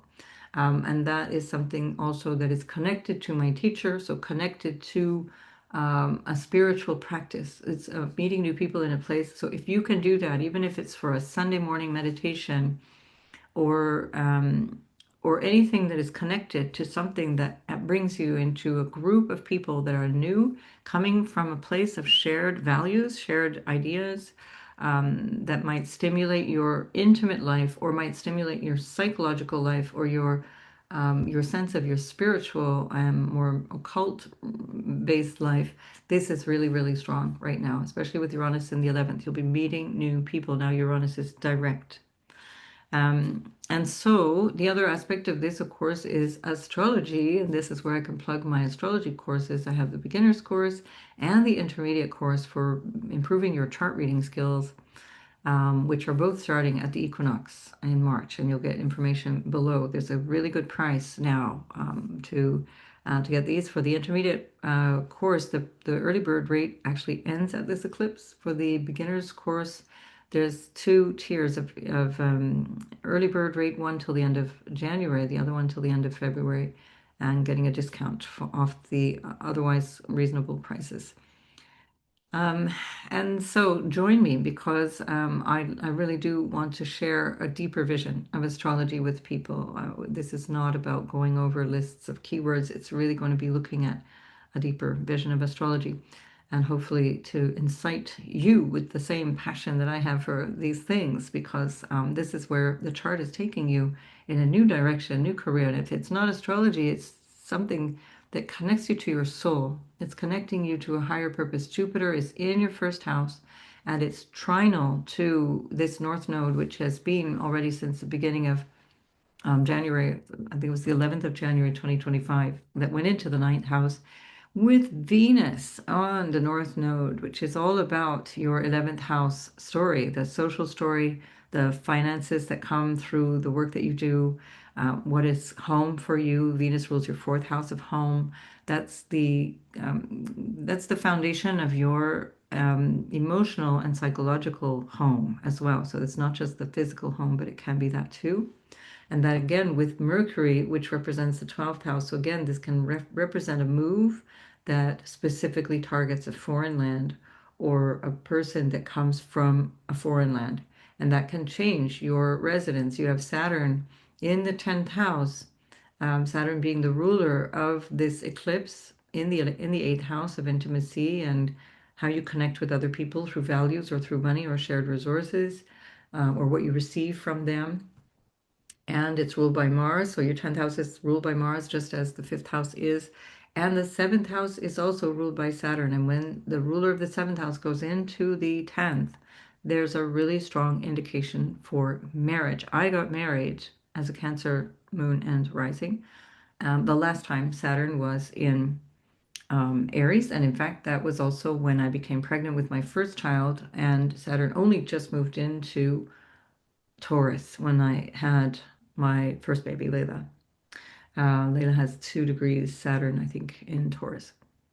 So, what I'm saying here is get out there, get mobile, get meeting people. With Jupiter in our sign in Cancer, it's cozy at home. I get that. It's super cozy, and we haven't been really impelled to go out and do stuff, but this would be the time to get out there. Also, because Jupiter is at its exaltation degree in its sign of exaltation, so it's really amping things up at the same time that Venus is exalted in the ninth house, which is the house of good fortune. And trinal aspects like this are just bringing added layers of potential and good fortune. So, but it's don't sit around and wait for it to happen. Often people are like, ah, nothing happened. Jupiter is not Santa Claus. Jupiter, it rewards a higher vision for life. It rewards your spiritual practice. It rewards wisdom. It rewards abundance and also you sharing abundance, you sharing your nurturing and nurturing yourself, you being that for other people, being the teacher for other people, being the wisdom holder for other people. So don't wait for things to fall in your lap. This is never how life works. The most dissatisfied people are carrying that idea. So this could also be another opportunity for you to refresh the ideas that you hold, which are based in fear. That's the eighth house too, and overcome that. Mars, Pluto in the eighth house is fantastic for overcoming fear. Whether it's fear of change, fear of death, fear of intimacy, what is it that you're afraid of? Psychological fears that might have been handed down through generations. Recognize that this is an opportunity for change, especially with the square from Uranus to Uranus in the 11th house. So big change that affects your future. It directly affects your future. So really look into how you want to earn money, how you want to connect with crowds of people that might be your fans, that might be your supporters, or how do you interact with social groups in a general sense? How do you look forward to through what you're doing into the future you want to create? Because that ninth house, where Venus is ruling the 11th house, this is about your vision for your life. It's not just like now, but it's like, why am I here? What am I doing? And feeding into that 11th house of the future. So what I'm thinking of, how I am, how I want to be, shapes the future that I want to see going down the road. The Saturn Neptune is in itself a huge game changer, but when we add these other aspects, think of it as what is coming behind that Saturn Neptune as the planets themselves move in this secondary movement there as they go through the chart.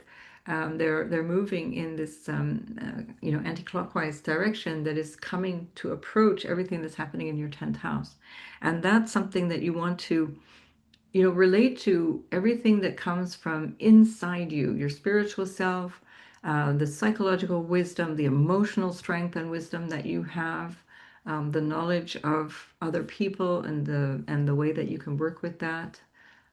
All of the new beginnings that have been cultivated since January this year. This is the moment where you can really look deep into something different. And perhaps it's coming through a learning phase or it can be coming through a teaching phase, and that will depend a little bit on your current situation or whether you're changing your career or whether you're an elder. And then sharing that from this place of I already have accumulated a lot of wisdom, or whether you're a little bit more junior and you're still acquiring the wisdom. Either way, you're on one or another end of that spectrum of learning or teaching in a very powerful way. And it's visionary. It's not just random data. Okay, so this is something to hold dear because Jupiter, when it stations in March, it's going to take you into this better place. It's going to really this whatever this is about. Jupiter is going to be really accelerating. Um, the things that you've been working on already now for the last 6 months, a little bit more. Oh my goodness. Okay, there we go. We have a lot going on. Did you get that? Yeah, so there's a lot going on and a lot to work with. And I'll come back even before the eclipse and we will do more talks about this with other astrologers. So here we go. We're going to say goodbye to Cancer. I'll see you in the next video and we're going to introduce Leo. Oh, Leo, we want to keep that lunation. So look what we're going to have to do. Let me just flip this back a day. Oh, that doesn't work either. I forgot about this issue. Okay, we're going to have to do it this way, Leo. Give me a second. I do want to keep that lunation together, at least in just for my tired little brain to remember where we are. Okay, so Scorpio. Back. There we go. Leo. Sun, moon, and ascendant, so that we're going to pretend that the moon and the sun are together at this almost 29th degree of your house of relationship, being squared by Uranus, which is at the top of your chart in the section of your reputation, your career, your vocation, your role out in the world, in society, which has been changing dramatically since the spring or since April, May 2018. And it is in this square from this area of relational dynamics, so there's something huge that's changing in your marriage, in your marriage story in a general sense, or in the notion of even the idea of marriage. Do I want to cohabit? Do I want to marry? Do I want a divorce? Do I realize that this is done? This is the beginning of the end, or this is the last 3 years have shown me what this thing was about and or who this person was about, and now I see it, and this is very, very clear to me. Notice that this is where the nodal eclipse, sort of the nodal axis, and the nodes are the significators of the eclipses. The nodal axis will be moving through your first and seventh house, with the south node going through your house of self, starting in the third week of July. So a lot of what I'm saying here is going to be the theme for the next 2 years. But anyway, from the point of view of the lunation itself, it's 3 years. So um, did I say 3 years? With the nodes, it's more like 2 years. So give it till the beginning of 2028. And for the lunation cycle, it's towards the end of 2028, or at least the summer 2028. So, is it even 2029? Where are we? What's my name? But so this is going to, yeah, April 2028. No, what am I saying? May 2028, 16th of May. Um, Right. So big times. And this is your ruler, the sun, which always, of course, is playing along with the moon in the eclipse cycles or in any lunation cycle. So it always involves Cancer ruled by the moon and Leo ruled by the sun are always affected by these lunation cycles and by eclipse cycles. There's no other way around it. So pay close attention to what's happening now. Your ruler is being eclipsed. So there's something about you that you want to recognize is done, it's over. Could it be a way of being in relationship? Could it be a way of showing up in the world, especially with that Uranus squaring and on Algol, conjoining at the end of the 10th house for you? And this will be the last journey of, 3 more months of this before Uranus goes into your house of the future, and the earnings that you get, the great sort of support you might receive from people in places that are helpful to you, could be your audience or whatever. You're preparing something, so your reputation here matters. And that can also be with reference to you, like, how do I feel about myself in the context of relationships? How have I been? Have I been a worthy partner? Have I been somebody who's constantly abused by somebody, or am I the one who's been the abuser? Where am I in the dynamic of relationships?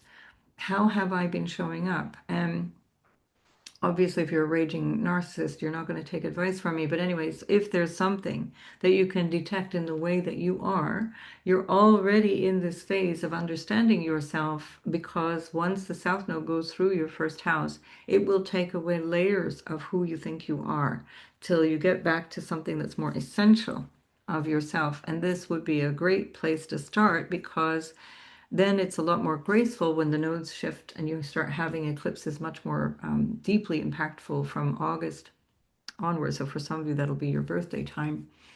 And that's going to be actually for most of your birthday season, if not all. Yeah, no, for some of you will escape that in the early part of your sign. But for most of you, your birthday season now this year will be eclipse season. So it's a good time to prepare and really have a sense of yourself. And with Mars in there as well, Mars is not conjunct the moon at this time. It's just because of the timing that I had to get your sign on the ascendant. But as Mars is in there, in your house of relationship, there is definitely something of a separation, a splitting, a severing, an argument, or a need for assertion. And it might be a need, pardon me, to defend yourself based on somebody who might feel like they're coming at you. Because with Pluto in your sign also, that's already been a thing for the last lunar cycle, so for the last 3 years of Pluto being in your seventh house, you will have already come up against people who are playing these power games with you. And these power struggles are something that you really want to get on top of, get really clear. Where am I on the spectrum of victim to perpetrator? The provocateur, or the one who's like receiving the provocation. Am I the one who's instigating, or am I the one who's receiving? This could even extend to something like violence or bullying.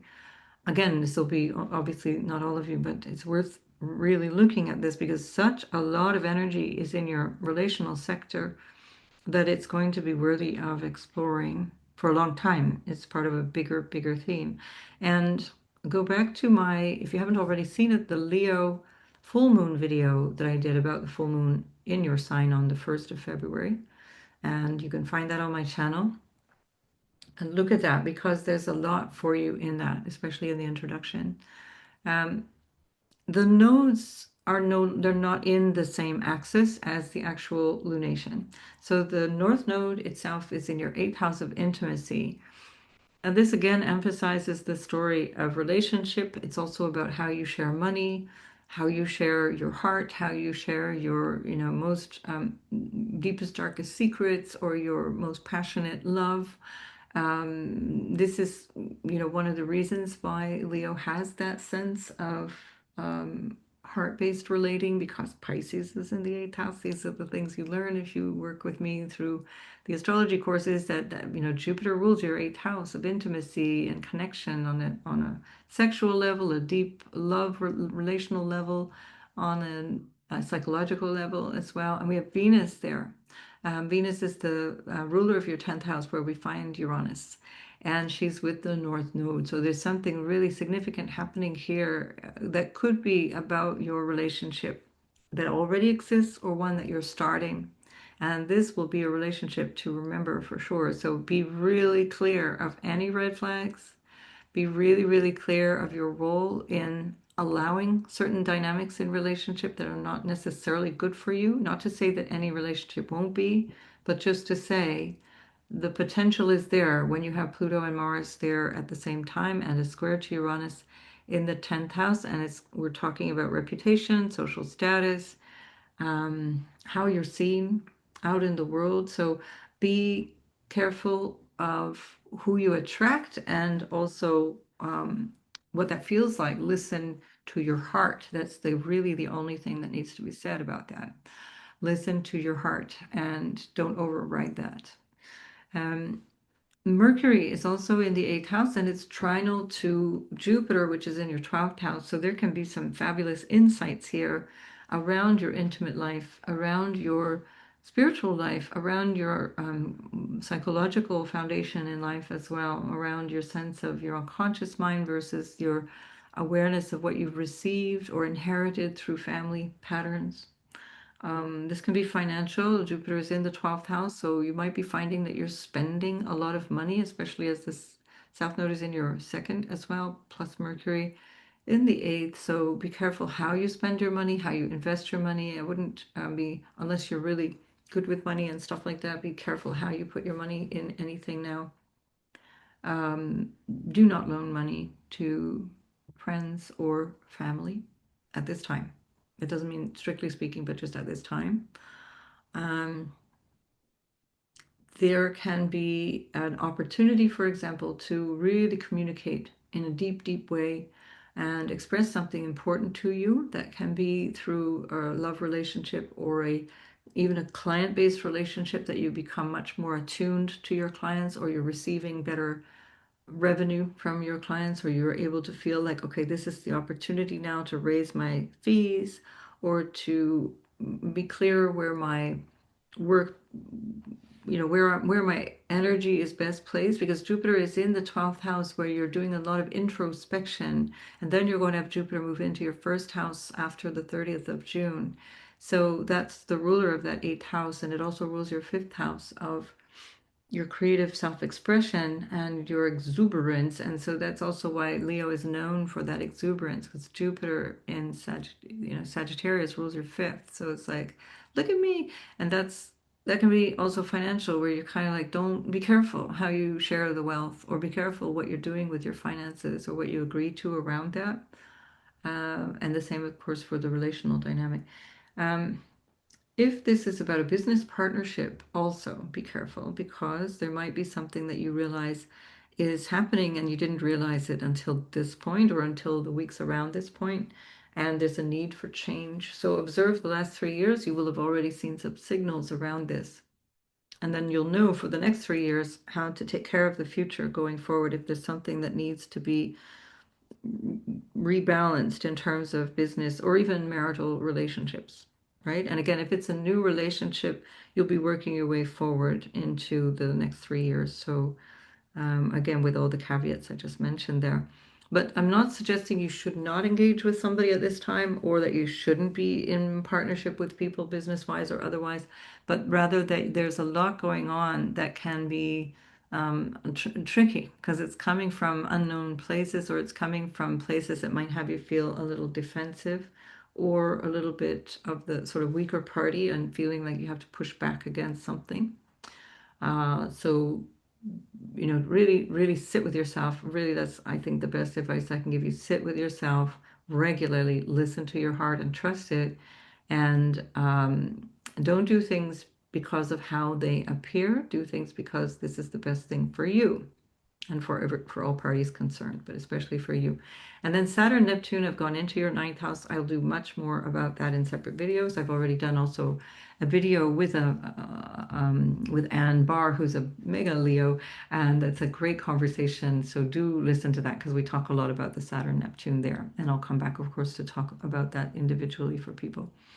And that's just 3 days after the eclipse. So this is an intense moment of turning the page. Saturn, Neptune are asking you to understand yourself in a new light, find your purpose, work for it, work perhaps a little hard for it. You're going to have to find your way forward in terms of what your spirit is telling you. You know, especially with Jupiter in the 12th and Neptune now going into your ninth, you're going to become much more attuned to spirit. That's for sure. And it might come through a relationship because Mars rules your ninth and it's in your seventh. Saturn rules your seventh and it's in your ninth. And especially the ninth house represents a second marriage. It can represent other marriages or other, especially if you've had one marriage or one cohabitation that would count as a long-term commitment. This will matter. So that's something that you'll find maybe through hard lessons in the first round, you might find a better partner in the second round. And anyway, it would be extremely enlightening. So I think we've covered it, Leo. So make the most of this. Have a wonderful month of February because it's going to be something else. And I will speak to you in the next video. Bye for now. And Virgo, this is something that's really going to take your workplace to a new level. There's something here that is changing you around the work story. Hang on, I'm getting a call. I need to get rid of them. No, sorry. So Virgo, this is about your work. It's about your everyday. Speaking of niggly things like that, little annoyances. That's very sixth house. And you, of course, have the South Node in your house of Self. So you're already in this phase of shedding and being different. You're showing up differently day by day by day through this South Node transit that continues right through the third week of July, almost the end of the month of July. And Mercury, your ruler, is in the house of relationship, in a beautiful trine to Jupiter in your house of great gains and the future and so on, which is ruled by the moon, which is part, of course, of this lunation, which is why it's called a lunation. And so the eclipse is really impacting you, your future, your sense of why do I do what I do? What's the work that I do? What is the purpose behind my work, because it's in a square to Uranus, which has been showing your higher vision for yourself, a higher purpose, perhaps also a different dynamic around your philosophy of life, the meaning you give life, the spiritual meaning or otherwise that you give life. It's ruled by Venus, which is in your seventh. She's currently exalted there while she's in Pisces. And of course, Venus rules your second house of income and values, your own self-worth, as well as the values that you hold. And this will be, again, a really massive story of change that can have you realize something about the work that you do that makes you realize, okay, this is time for the big leap. It's time for the big change because I'm seeing now, and this will be based on the last 3 years. Do listen to the introduction. You're going to understand it better if you listen to the story of the lunation cycle and the lunar family. This is where you get this sense that this is time to change. Things will change, and they will possibly change quite abruptly as well. Now, the potential is that you lose a job for some of you. That this is like you get a so-called pink slip. That's what they used to say in the day. I don't know if they still say that now. I probably you get a text or something like you're fired. But anyway, so for those of you who still actually get a piece of paper in your hands, you might find that this is the time where you realize, oh, woof, I'm getting fired. Sorry, I talk to my dog all day long, so I find myself saying woof. I don't even know what it means. But so here we have this real new start. So if there's something shifting in your work environment, please do not despair. There is so much coming through here that is coming through you and the wisdom that you can bring and the relationships that you have and the dynamics that you have and the potential for starting anew with a partner. It could be a marital partner, of course, because we're also talking about a potential for your day-to-day life to change because, for example, you get married. or you get divorced, either way. But either way, if it's a business partner or a marriage partner, there's so much new here that can really bring you to a better place. You've got Jupiter in the 11th house, which is the house of its joy. Jupiter loves being in the 11th house, and it's about benefactors and people that want your greater, good, and want you to advance and want you to succeed. And it can also be about income. Even if you might find yourself without a job, you might find yourself getting a great severance package. Or you have this sense that I hated my job anyway. Why was I doing this? This is an opportunity. Please look for that sense of opportunity, especially because you've got Jupiter in your 11th. So really, it's pulling opportunities through into the future at a in a beautiful way right through the end of June for you. And that will accelerate through March as well. So then you have all of this impact on your relational sector, and it can be that there's a new person coming into your life, or it can be a new dynamic within the relationship that's already there. That there's a sense of, we've gone through so much, we love each other so much, let's get married, let's make this real, let's do this thing. Or could it be, we're now we've been settled in this relationship, and now we're ready to have a child. 'Cause Saturn, Neptune in your eighth house of transformation, potentially through crisis or big change, is also Saturn ruling your fifth house and your sixth house, where we find this event. And Mars, which is in the sixth house, is ruling your eighth house. So it does imply that there can be something that it requires more work, more investment, but hey ho, that's parenting. That's what that's called.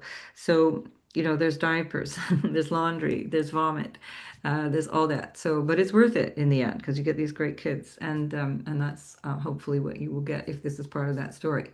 And yeah, and so that square between this lunation from your sixth house of your everyday and your schedule and your work and the things that you invest in that, and Uranus in your ninth house of your vision for your life or what you have learned and the philosophy that you carry and the perhaps even spiritual belief that you have around things, it's going to shift you in a really major way. Now, it also can be with reference to fathers. The ninth house can be referencing a father or the relationship that you have with a father figure, teacher, mentor, something like that. And again, we're looking at the sun in the sixth house. There can be a health issue, and it can be sudden. And that will be for a minority of you. That will be also the reason behind a lot of this relationship dynamic and this sudden change. That again, I can't say is the thing. It's just one option, one possibility. So please don't let that upset you if that feels like something that you're concerned with. But this is also part of the bigger life change that is really on the agenda for you. Even, just the fact that you have the nodal axis in your sign all of 2025 and the first 7 months of 2026, it's a big year. It's a significant time anyway. So this is part of the bigger story.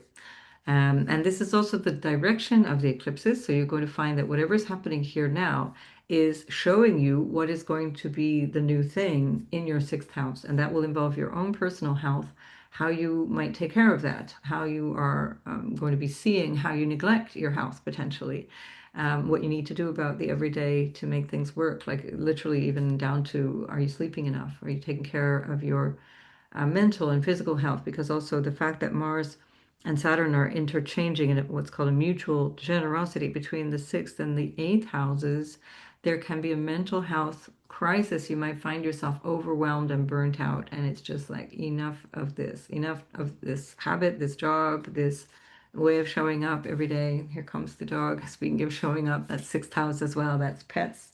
Hello, I'm still working. We'll get there in a minute. Um, so lots and lots and lots here that you are going to be changing, and it's going to be very noticeable in your everyday life and potentially also in your career choices. So, I know maybe in your relational status as well. So many things impacting you right now. So make the most of this, and I will see you in the next video. Libra, your ruler is in your sixth house with the North Node at the time of this eclipse. And that's going to impact something to do with your day-to-day life and the way that you work with perhaps colleagues or how you engage with people who work for you, staff that work for you, for example.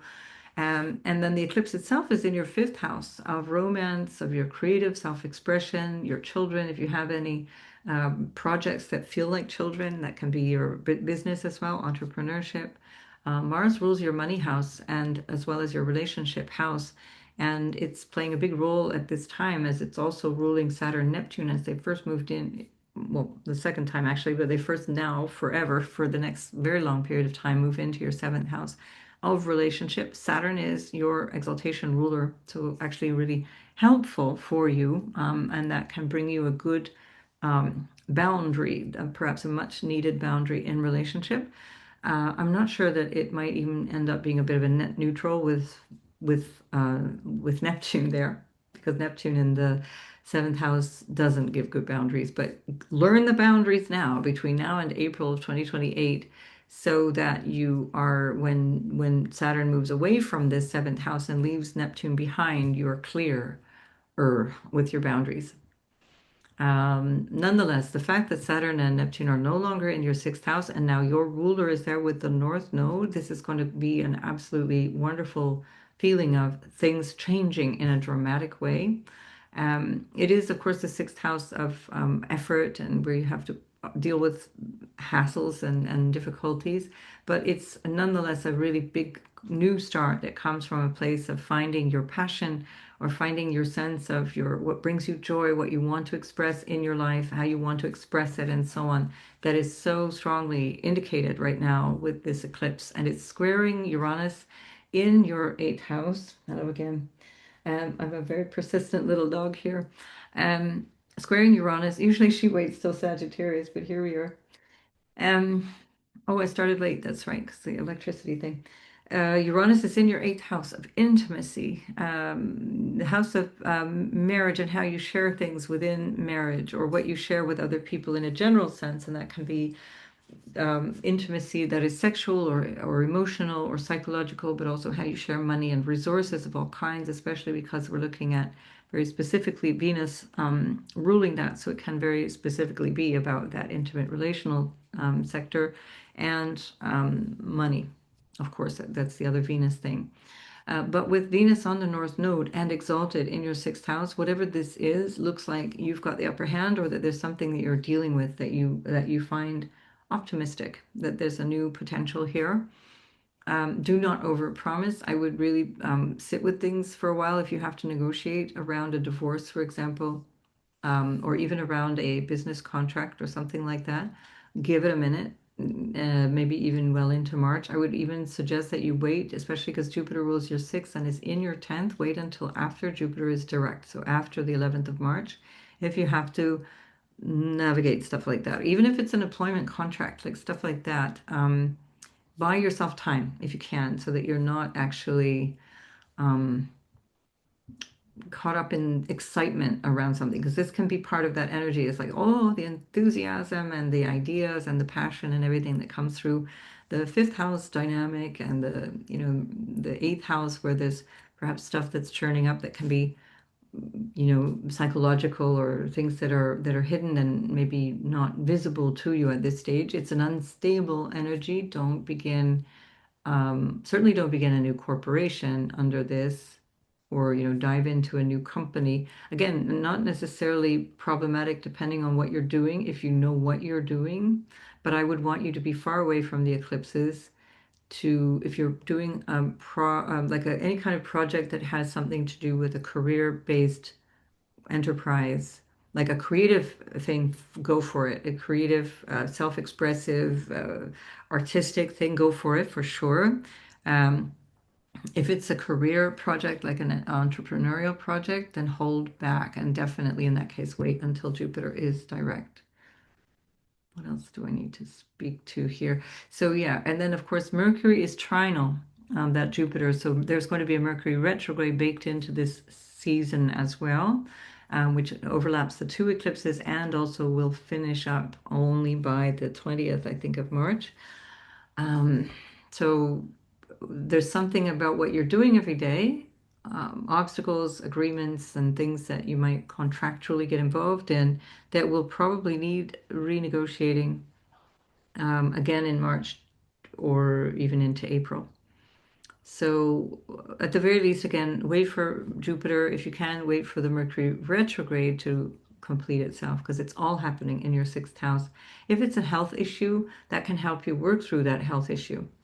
If it's an obligation or some kind of thing that you've got to deal with, then Mercury retrograde can also help you with that. But again, we'll talk about that in another video. But just to say, soak up what the change represents for you right now without necessarily acting upon it, if you can avoid doing so immediately around the eclipse.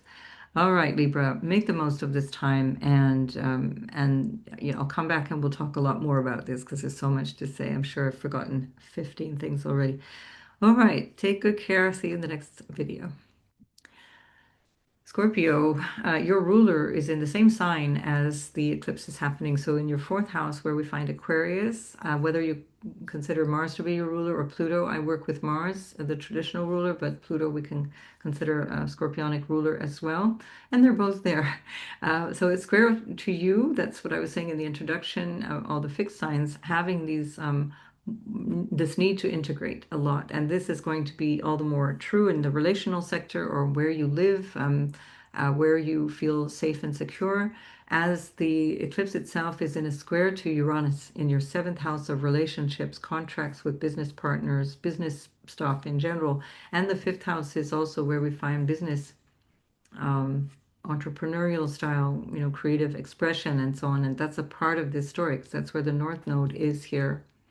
Um, Now, also at the same time as this eclipse, we have the eclipse itself ruled by Saturn, which is in your house of everyday work and overcoming obstacles. And that's the Saturn-Neptune conjunction, which we got a taste of middle of last year, 2025.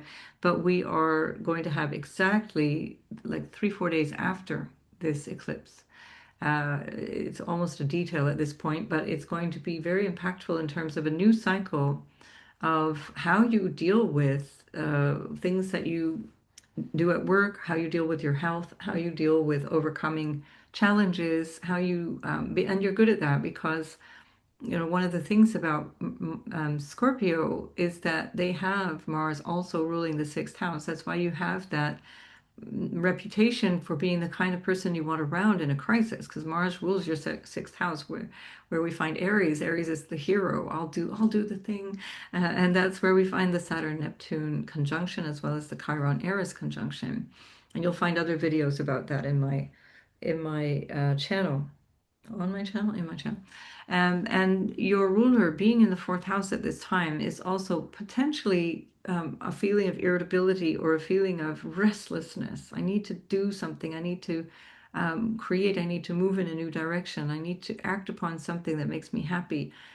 Be careful if you're feeling grumpy. Be careful if you feel anger, especially if you're dealing with something with a partner that needs to be handled. Be careful how you express yourself at this time because things can get extreme with Mars there in the fourth house anyway, and also with the rulership of Saturn, Neptune in the sixth house, where we can describe that as open enemies as well, where you kind of see you might be finding enemies everywhere.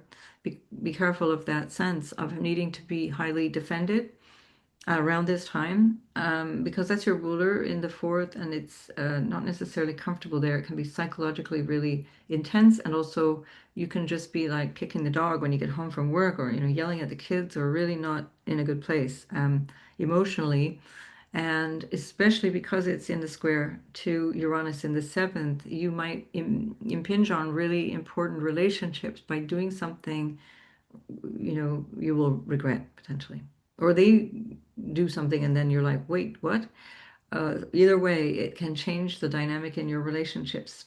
And that can also be positive. It doesn't have to be negative. It is your ruler.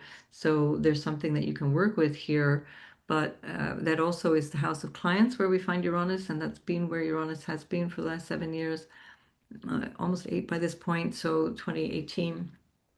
April, May. By the time it leaves, it will have been 8 years in your seventh house of business partners, clients, relational dynamics, and the way that you do relationships. So there will be a lot more stability or a lot less unusual dynamics around relationships as well. You may have found a partner who is extremely unusual, that is somebody who you committed to in this period of time. But anyway, that's something that will be reflected at this time too. Venus on the North Node in your fifth house can be a wonderful romantic dynamic, expanding that energy. That's the ruler. Venus rules your seventh house.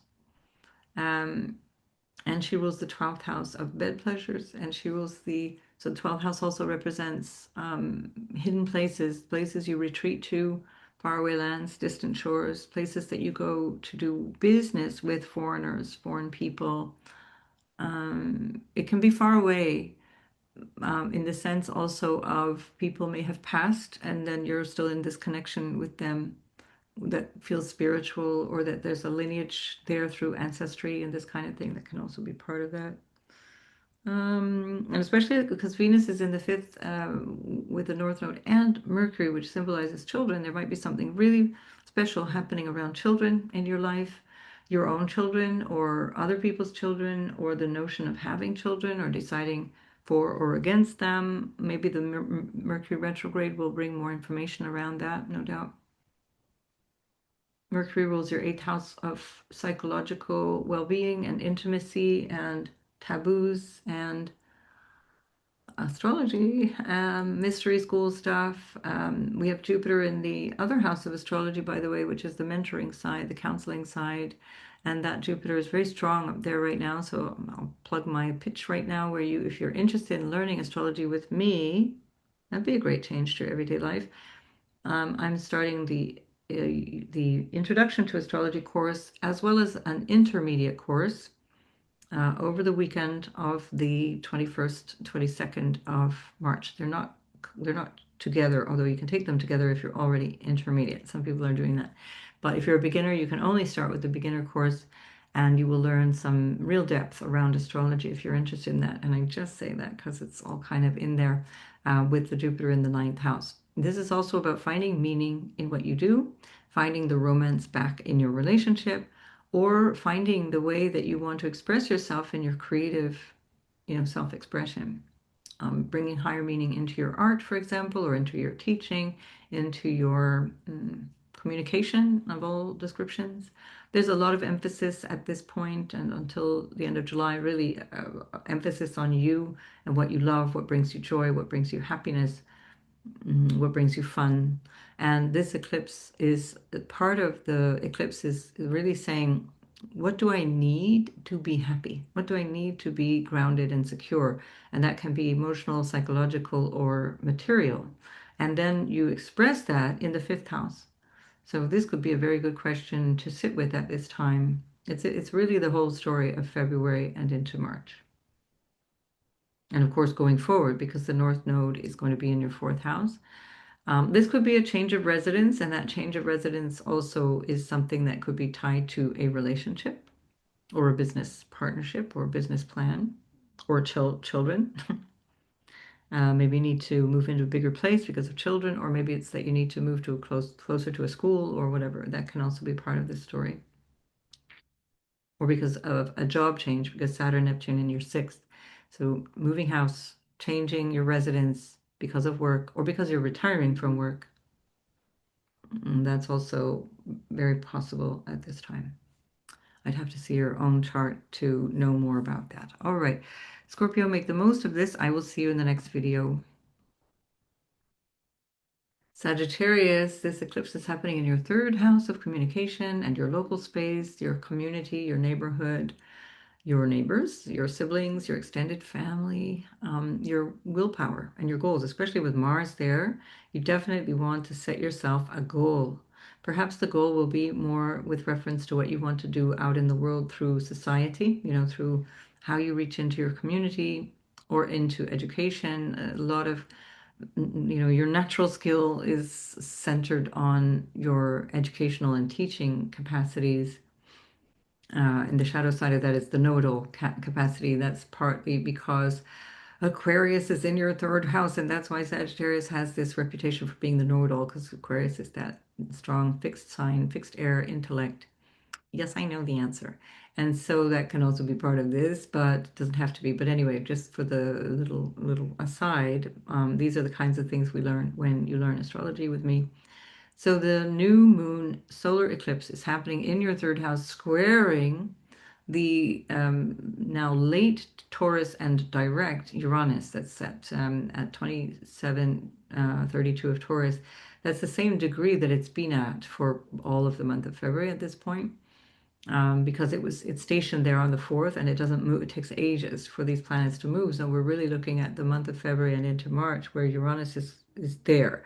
And this is going to emphasize this change in your everyday, perhaps around your mental health. That's one potential because we're looking at Venus ruling Uranus in the 6th from the 4th. There's some new beginning here that seems supportive. Mercury, which also represents the mind and thinking patterns and so on, is trinal to Jupiter, which is in your eighth house of the psychological space, your what you've received psychologically from your family or inherited patterns of trauma potentially as well. And we find that third house all about the mind. It's all about the way you think, the way you communicate,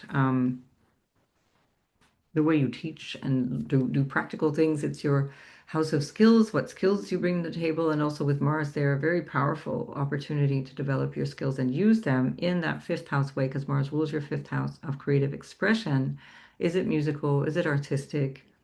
Now Saturn with Neptune ruled by Mars is going to bring you an opportunity to really develop a hobby, a skill, a passion, and do something with it and make it lasting, make it inspiring, make it something that you teach through, that you use as an extension of self. And this is trinal to you. So the Saturn Neptune conjunction that's 3-4 days after this eclipse is in a trine to you. And even the eclipse itself is sextiling you, which is a gentle nudge, let's say, in a new direction. You have to get up and work with this energy. With Jupiter in your eighth house, you might be preoccupied with what's going on internally, so it might not be so easy to see the way forward until Jupiter stations as your ruler. It's going to be stationing direct on the 11th of March. And thereafter, from that point on until the 30th of June, it's going to be clearing the rest of your eighth house. Pardon me. And um, that can be where you realize now you're getting closer to your sense of what you can bring forward, and that might be in an occult-based situation, like a practice that brings through occult knowledge or wisdom through you, psychological-based or psychiatric knowledge that comes through you, through your own experience, through your own knowledge and training. This is going to be an opportunity to see where you really are ready to change jobs. The third house is a choice. It's where I choose. And Mars there is like, yeah, we're done here. And Mars has just encountered Pluto on the 27th to the 28th, because it was such a slow conjunction of January. And that's today, but when I'm recording this, by the way, and that's where you can say, okay, this is it now. That's the new thing. That's the new thing. And that can be something that takes a little bit of time to put in place, but you're so done, and that's it. Like that's the job done, or that's this situation done, or that's it. I'm firing my cook or cleaning lady or babysitter or whatever. We're done here. If it's something to do with a health concern, then I would especially focus on your mind and your mental attitude, the way that you decide things. And this is again because you have a fixed sign, you have Aquarius on your third house. So be careful of what you think you already know. Be careful of staying stuck on an idea and repeating it ad nauseum to the point that you actually train yourself into depression or train yourself into feeling unwell. Uranus in the sixth, now moving direct, can give you the sudden solution to problems as well. Mm. Even if it's about a job, if it's something about a job, it can come in a package that says, I didn't want this. It might be that you are losing a job, but actually, I think you've already been wanting that.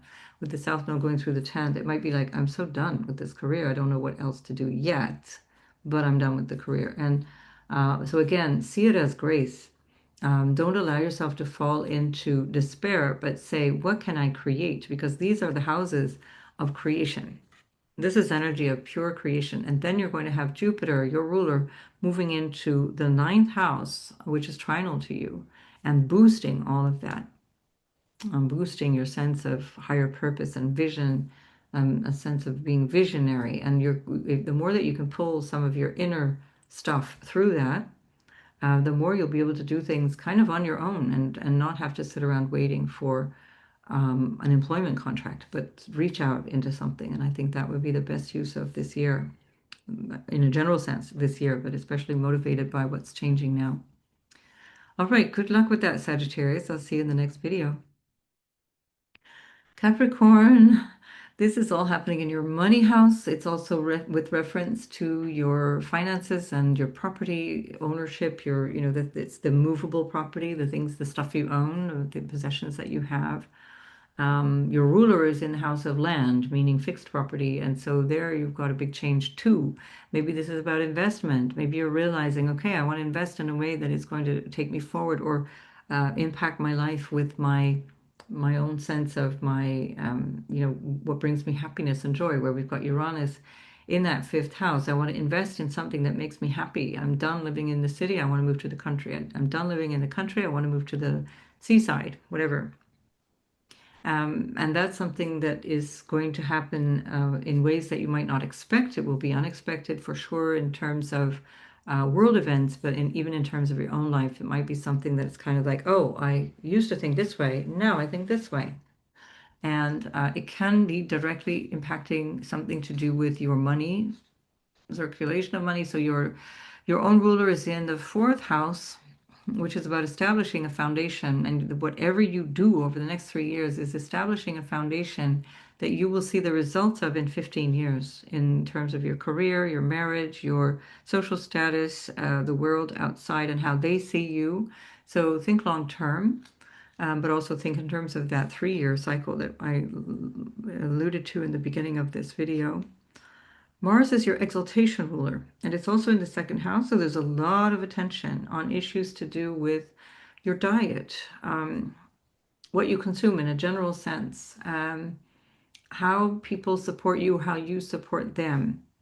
Again, Mars ruling that fourth house and in an interchange with Saturn, your ruler, in the fourth by rulership. And it can also be about taking more action, taking more serious action around money or your future, because Mars also rules your 11th house of great gains and your future and your vision for what's coming around the corner, what you'd like to do.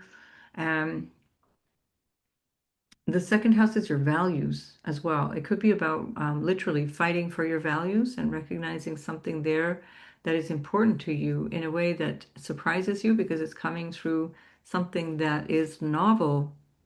Um, it might be something to do with your children and the way that your children are living their lives, and you're recognizing how you need to change because of what is happening with your children. And of course, I would not be able to give you any more details unless I see your own chart. Mercury, which represents the children, is in the third house, trinal to Jupiter in terms of the relationship. So it's not necessarily a bad thing here, especially because Venus, that rules the house of children and your 10th house of career and parenting, is in exaltation in the third house of your extended family, your communications, your choice, your neighborhood, and it's with the North Node. So Venus is with this bigger sense of expansion around these things. So there could be something like your child, one or both of them, well, all 15 of them, they're all thriving. And that's what's changing in your life. So that's going to change your relationship to family and how that supports you or how you support it, for example. So many potentials, it's really difficult. I get to this point where I kind of think I'm just kind of throwing spaghetti at the wall here, but it is a big theme of change around your values, around your money, around your resources of all kinds, including yourself as a resource. I think there's some cleaning up that might need to be done, or a reestablishment of a foundation in terms of your psychological and emotional foundation. You want to hit the refresh button there. You want to look at things from a different place. You want to establish something perhaps with more spiritual understanding or compassion. a softening around that.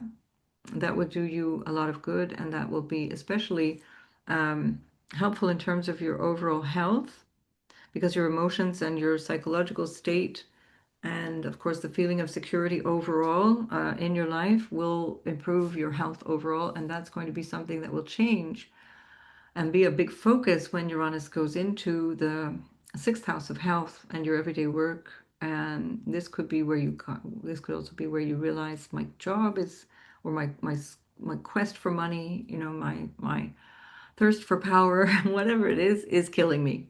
I can't do this anymore. Or I don't have enough of that. I don't have enough of a drive for power, money, thirst for whatever. I'm speaking to a Capricorn, so I'm not sure that's the story unless you've got a bunch of other things that are really masking that ambition, because you do inherently have an ambition, which is not a bad thing. It's just the way Capricorn is built, and a sense of obligation towards others. So this, I think, could be part of that story. Maybe you're feeling like now you're released from the obligation you felt towards your children, um, or a parental obligation in the other direction. You may feel released from an obligation, especially because you've got the South Node in the house of the father. Um, yeah, so many options. I'm not even sure what I'm talking about anymore. I think I'm getting really tired. All right, Capricorn, make the most of this. I will see you in the next video. Aquarius, this obviously is your big moment in time. You've got this eclipse happening at the almost the last degree of your sign, so almost 29 degrees. So it's not the critical degree, it's almost 29 degrees. But we can say it's within the 29th degree of the zodiac. And that is all the more powerful because Saturn, your ruler, I do use the modern rulership, has just shifted with Neptune into your third house. So Neptune first, then Saturn. And that's what we've already been talking about for almost a year, but it is now final and it's going to stay there. So your ruler is now guiding you from this place of community, communication, connecting with your extended family or siblings, or your knowledge and your sense of like the skills that you can bring to your everyday life, or even including musical talent or creative talent and skills that you bring to your everyday life. There's a lot here with Venus North Node and Mercury, which really reflect all of those things about skills and talents and stuff in your second house of your potential for resourcefulness in terms of earning money, income, stuff like that. So a lot of focus on money at this time. And Venus is also the ruler of Uranus, which is in your fourth house of what makes you feel secure and what makes you feel grounded and stable, which wouldn't have been the case over the last 8 years. And it's finally leaving. And so here's a kind of a shock to the system as the sun and moon in this eclipse are in a square to that now direct Uranus, direct since the 4th of February. Some of you, that will be your birthday. So this is still within your birthday time. So for those of you who have the last, well, actually all of you Aquarius, but especially those of you who have the last 5 degrees are really being impacted by this big change. And it can be a big change in the sense that I'm so done here, because this is about you renewing something. And do listen to the introduction because there's a lot there that you can work with. Also go back to the full moon video in the full moon in Leo video from the 1st of February. That's in my on my channel. And that has a lot of information for you as well. So there's a lot here you can work with in this moment in time where things are going to feel like it's either like dashing out the gate because you've got Mars in your sign, raring to go. Or it's going to be like, okay, that's new, or that's a surprise, or the way that it happened is a surprise, because probably I don't think these things are a surprise to you. They will have been there, perhaps at least out of the corner of your eye since last April or May 2025. So we're not working with complete unknowns, but it's about the way things are going that is unknown.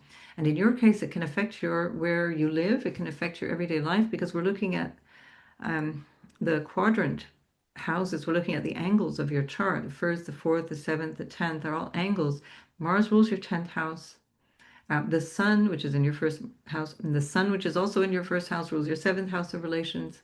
And then Venus, which is in your second house with the North Node at the time of this eclipse, because the node is part of this eclipse, is ruling your fourth, where we find Uranus. So your relational story, your home story, your inner, experience of yourself and your inner life and foundation and stability in life, that is being impacted. Your career story or your social status story, your vocational story, all of it is being impacted. You could really describe this as your whole life being impacted. And again, I'm saying this even so, whether it's your ascendant sun or your moon being impacted, this will really transform you. And even other planets in Aquarius, of course, it's going to be a very powerful impact according to the theme of those planets in your sign, because you've had now weeks of almost a full month of planets conjoining each other in your first house of self, which again is with reference to the sun, moon, or ascendant, is still the way of relating to yourself. The ascendant is how you navigate your way through life, and the sun is how you see your purpose in life and your career and your conscious awareness of self. And the moon is how you feel about all those things, or and it can relate to housing and home and mother and all those things. So huge potential for changing the home situation, changing relational dynamics, changing your career, throwing in the towel and saying, I'm starting fresh. This is all different now. Don't want to do this anymore. All the more so because you have the nodal axis shifting with the North Node, with Rahu going into your first house of self as of the 27th of August. So, yeah, it's a big year for you, Aquarius. It's really hard to overstate that, but you already knew that. Do listen to the introduction. The Saturn Neptune is a big deal for you on top of all of the other stuff, because Saturn I consider to be the more important reference for your rulership than Uranus. Even still, Uranus, your ruler, so-called, is squaring this. Um, it's better to track Saturn as your ruler because we can time things more specifically and it's much more directly relevant to you. So I think what's going on in your third house is going to be really, really important, not only because it's your ruler with Neptune, but also because that's triggering a whole new cycle that the two of them have that is about 36 years long. So what we're having here is cycle within cycle within cycle that is directly impacting you in a huge, huge, huge way. So you are going to be a reference socially, culturally. That archetype of Aquarius is a reference right now that people will be looking at for many, many years to come. So this is about really expanding in that way that you can, that brings your best to the table, you know. Venus doesn't only rule your fourth, she rules your ninth house of your higher vision, your purpose. Jupiter, which rules Venus now from your sixth house, is about what work you do. And is that service? Is that a job? Is that, is it overcoming difficulties and so on? So there's a lot of busyness at this time, but it's supported by a trine from Mercury to Jupiter. Actually, it's a separating trine from Mercury to Jupiter. It's a building up to a trine from Venus to Jupiter, and of course, even the North Node to Jupiter. It's broadly trining. Um, and Venus is exalted in your second house. So this can have a lot to do with your values, a new look at how important your values are to this whole bigger picture of change. And of course, as a source of income, Jupiter is also from the house of work, ruling this Venus in your house of income, possessions, values, your own valuables, what you feel yourself to be worth as well. And then Jupiter rules your 11th house of big sort of exposure to an audience, exposure to crowds or people that support you, or an individual that can bring you something. So you're taking your work really out there. If you don't already do that, start a social media something platform. And it can be also in real life, obviously. So Saturn in the third, it's very terre à terre, so you're like here and now in the neighborhood, but it can also be about the internet. It can be about communicating. Jupiter is in your sixth house of work and giving you some new impetus there from the trine that is ruling the second and the 11th, about money stories, about how you connect with the society in a general sense. But this is different because it's Jupiter. It's a wisdom of higher meaning and purpose that Venus is also contributing to by ruling the ninth at this time. So much to say, my God. I really need to see your personal chart to give you any more advice than that, but make the most of this. This is your moment to shine. It's your moment to be bold and to take risks to change a lot of what you see is just no longer working for you. And use that Mars boldness, especially because on the 27th, 28th of January, for many of you, that will be your birthday. Mars is with Pluto. This is when I'm recording this video. Mars is with Pluto. And that's a bold new beginning in and of itself. Never mind any of the rest of what I've just said. So all systems go, and be creative, be bold, and be the leader that you can be at this time that people need you to be. All right. Good luck with that, Aquarius. I'll see you in the next video. Whoopsie, we've gone right past Pisces. We've got one of these fiddly things where the clock does not line up with the rising signs of the season. So wait a minute, I'm going the wrong direction here. So we need to welcome Pisces in minute by minute. There we go. And Pisces, finally, you are on the ascendant, and this new moon is happening. The eclipse is happening in your 12th house of what is under the hood. This is the operating system behind the device. There's something really, really building behind your closed eyes, or in terms of how you sense your way through life, your intuition, your spiritual life, your ancestral connections, your connection to what is far, far away, foreign lands, people who are abroad, going abroad, traveling abroad. Mars is in your 12th. It rules your ninth house of foreign lands, foreigners, and it's part of a story where we find Rahu, which represents foreigners, with Venus in your first house of self, and ruled by Jupiter in your house of love, in your house of creativity, joy, self-expression, romance. So all of this is feeding into a potential for meeting somebody abroad. I am a Pisces stellium. I deliberately chose this time to take a foreign retreat. That's the 12th house as well, where I know I will meet new people, and it will be new friends, it will be new colleagues, potentially, it will be new people, potentially a new partner. That would be the ultimate goal, ultimate aim. But the point being that we're on this journey that is a spiritual journey. This is my long standing teacher, Thich Nhat Hanh. His organization is called Plum Village, and it's organized by them. We are going to be doing silent retreating, meditative walking, and supporting each other, because this is about building the Sangha, the people that support you. And this is where we find then this big change, which is this very strong impetus for a change coming from the impulse that is already there in you. It's unconscious, perhaps, it's needing to be reawakened, or it's going to be renewed and stimulated, that is going to then feed into you yourself, Pisces, Sun, Moon, and Ascendant, as that all shifts into your first house, where we then find the next eclipse is on the 3rd of March, universal time, so 2nd of March for the North and South Americans. And this is huge because Venus is exalted in your sign on the North Node at the time of this eclipse. And then Venus is ruling your 3rd house of, people you connect with, people you associate with, siblings potentially as well, of extended family. It's a friendly house, it's a social house, it's the first social house, and it's ruled by Venus.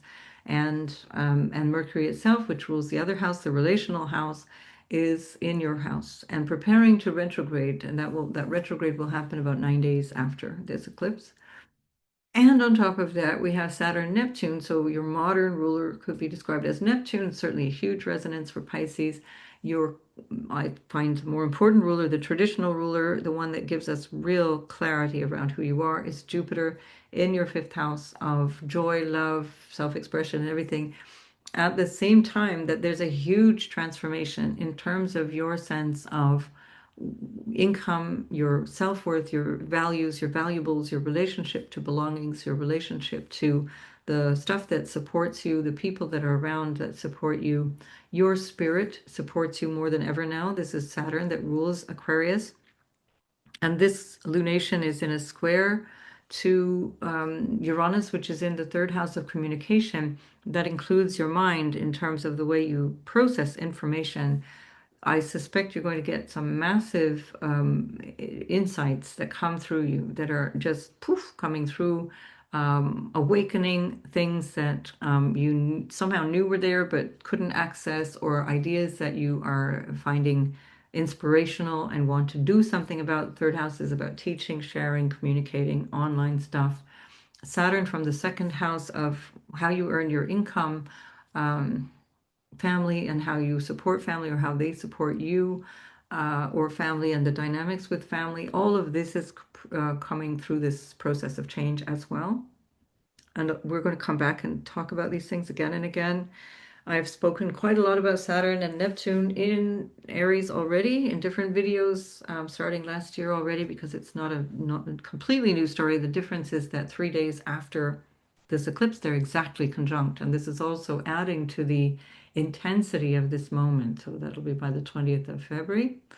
So this energy is, I'm doing this video on the 27th of January. Consider this energy in operation now, most especially from the middle of February. So once Saturn moves in to your second house, that's on universal time, that's Valentine's Day, 14th of February, otherwise 13th for everyone in west of that. Start really paying attention, because that is all systems go. The moon will be in that 12th house, and Mars being in the 12th house also, it can be disruptive in terms of, again, I have trouble sleeping anyway, but some people find it disruptive in terms of sleep, or in terms of finding it easier to meditate. I find it can be also a disruption to meditation, because it just kind of all systems go. Um, it can be also about things that are going on behind the scenes. It can be research related. It can be behind the scenes connections with people. And again, far away, not just behind the scenes or behind closed doors. That's one way that is the bed pleasures section of the chart.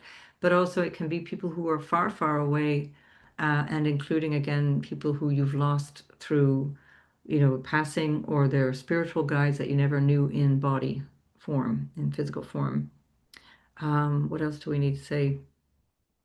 Yeah, Uranus is the wild card. It'll be something that comes through any of these dynamics. Somebody who's foreign. Venus is in your first house. She rules the eighth house of intimacy. She rules the third house of friendship and connections, including business contracts. Mercury rules the south node, where there's something here that can be quite karmic, or it can be about shedding something. That depends on whether you have planets aspected by this. I would need to see your chart. If you know your chart already, look for that. But Mercury in your house of self is trining this Jupiter. So whatever is going on in terms of your creative expression, your children, because that's Mercury and Jupiter connecting from the first to the fifth. Mercury symbolizes children, Jupiter symbolizes young babies and pregnancy and parenting.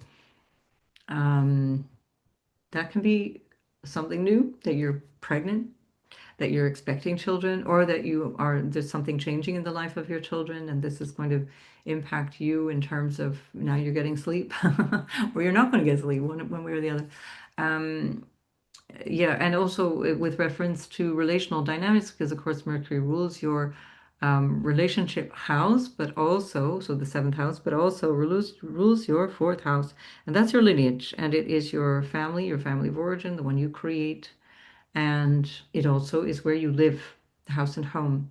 And it could be because we've got all this 12th house activity with the moon, um, with the story of foreigners, especially as Mars rules your ninth house, second marriage potentially for some, and that's the Mars there, a foreigner. Rahu represents a foreigner, and it's in the house of self with Venus. Loads of different opportunities here to connect. So get yourself outside, go, even if it means sitting in a cafe, just go, put yourself outside, outside the house, meaning go connect with people in real life. I think this is where you're going to find the most value. Be real, be yourself. This is Pisces. Um, with Venus, the exaltation ruler of Pisces on the North Node in your first house, with the other social planet, Mercury, you're begging for connection here. Do something that is literally, face to face with somebody in a group. Go on a meditation retreat. This is why I chose to do that myself. All of this energy is screaming, go outside, meet new people, find something that matters to you, and meet people there. It could be anything. It could be an educational thing, especially with Jupiter in the fifth, especially as it rules the 10th. It could be something of a project that you find of vocational interest or interest around a career.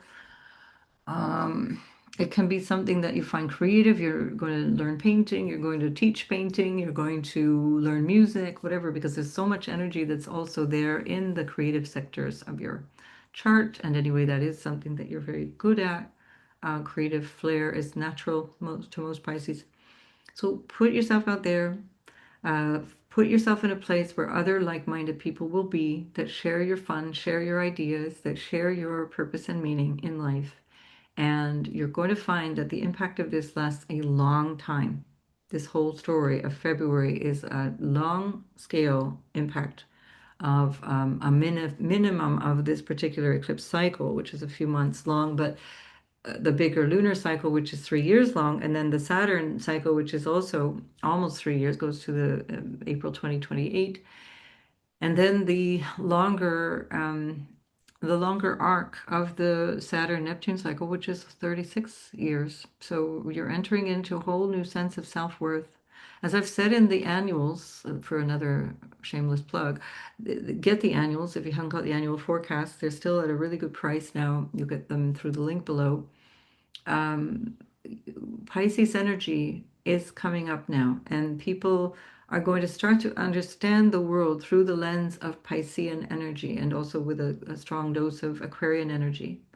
And that becomes much more palpable now. So you'll have a sense that people get you more, and you will feel much more aligned with life itself than ever before, I think, in this era. So make the most of that. It is our time, Pisces, to show the world how to live through compassion, how to live through unity, how to live through spirit and through healing, and find yourself through that and express it in your own unique way. All right. Good luck with all of that, and I will see you in the next video.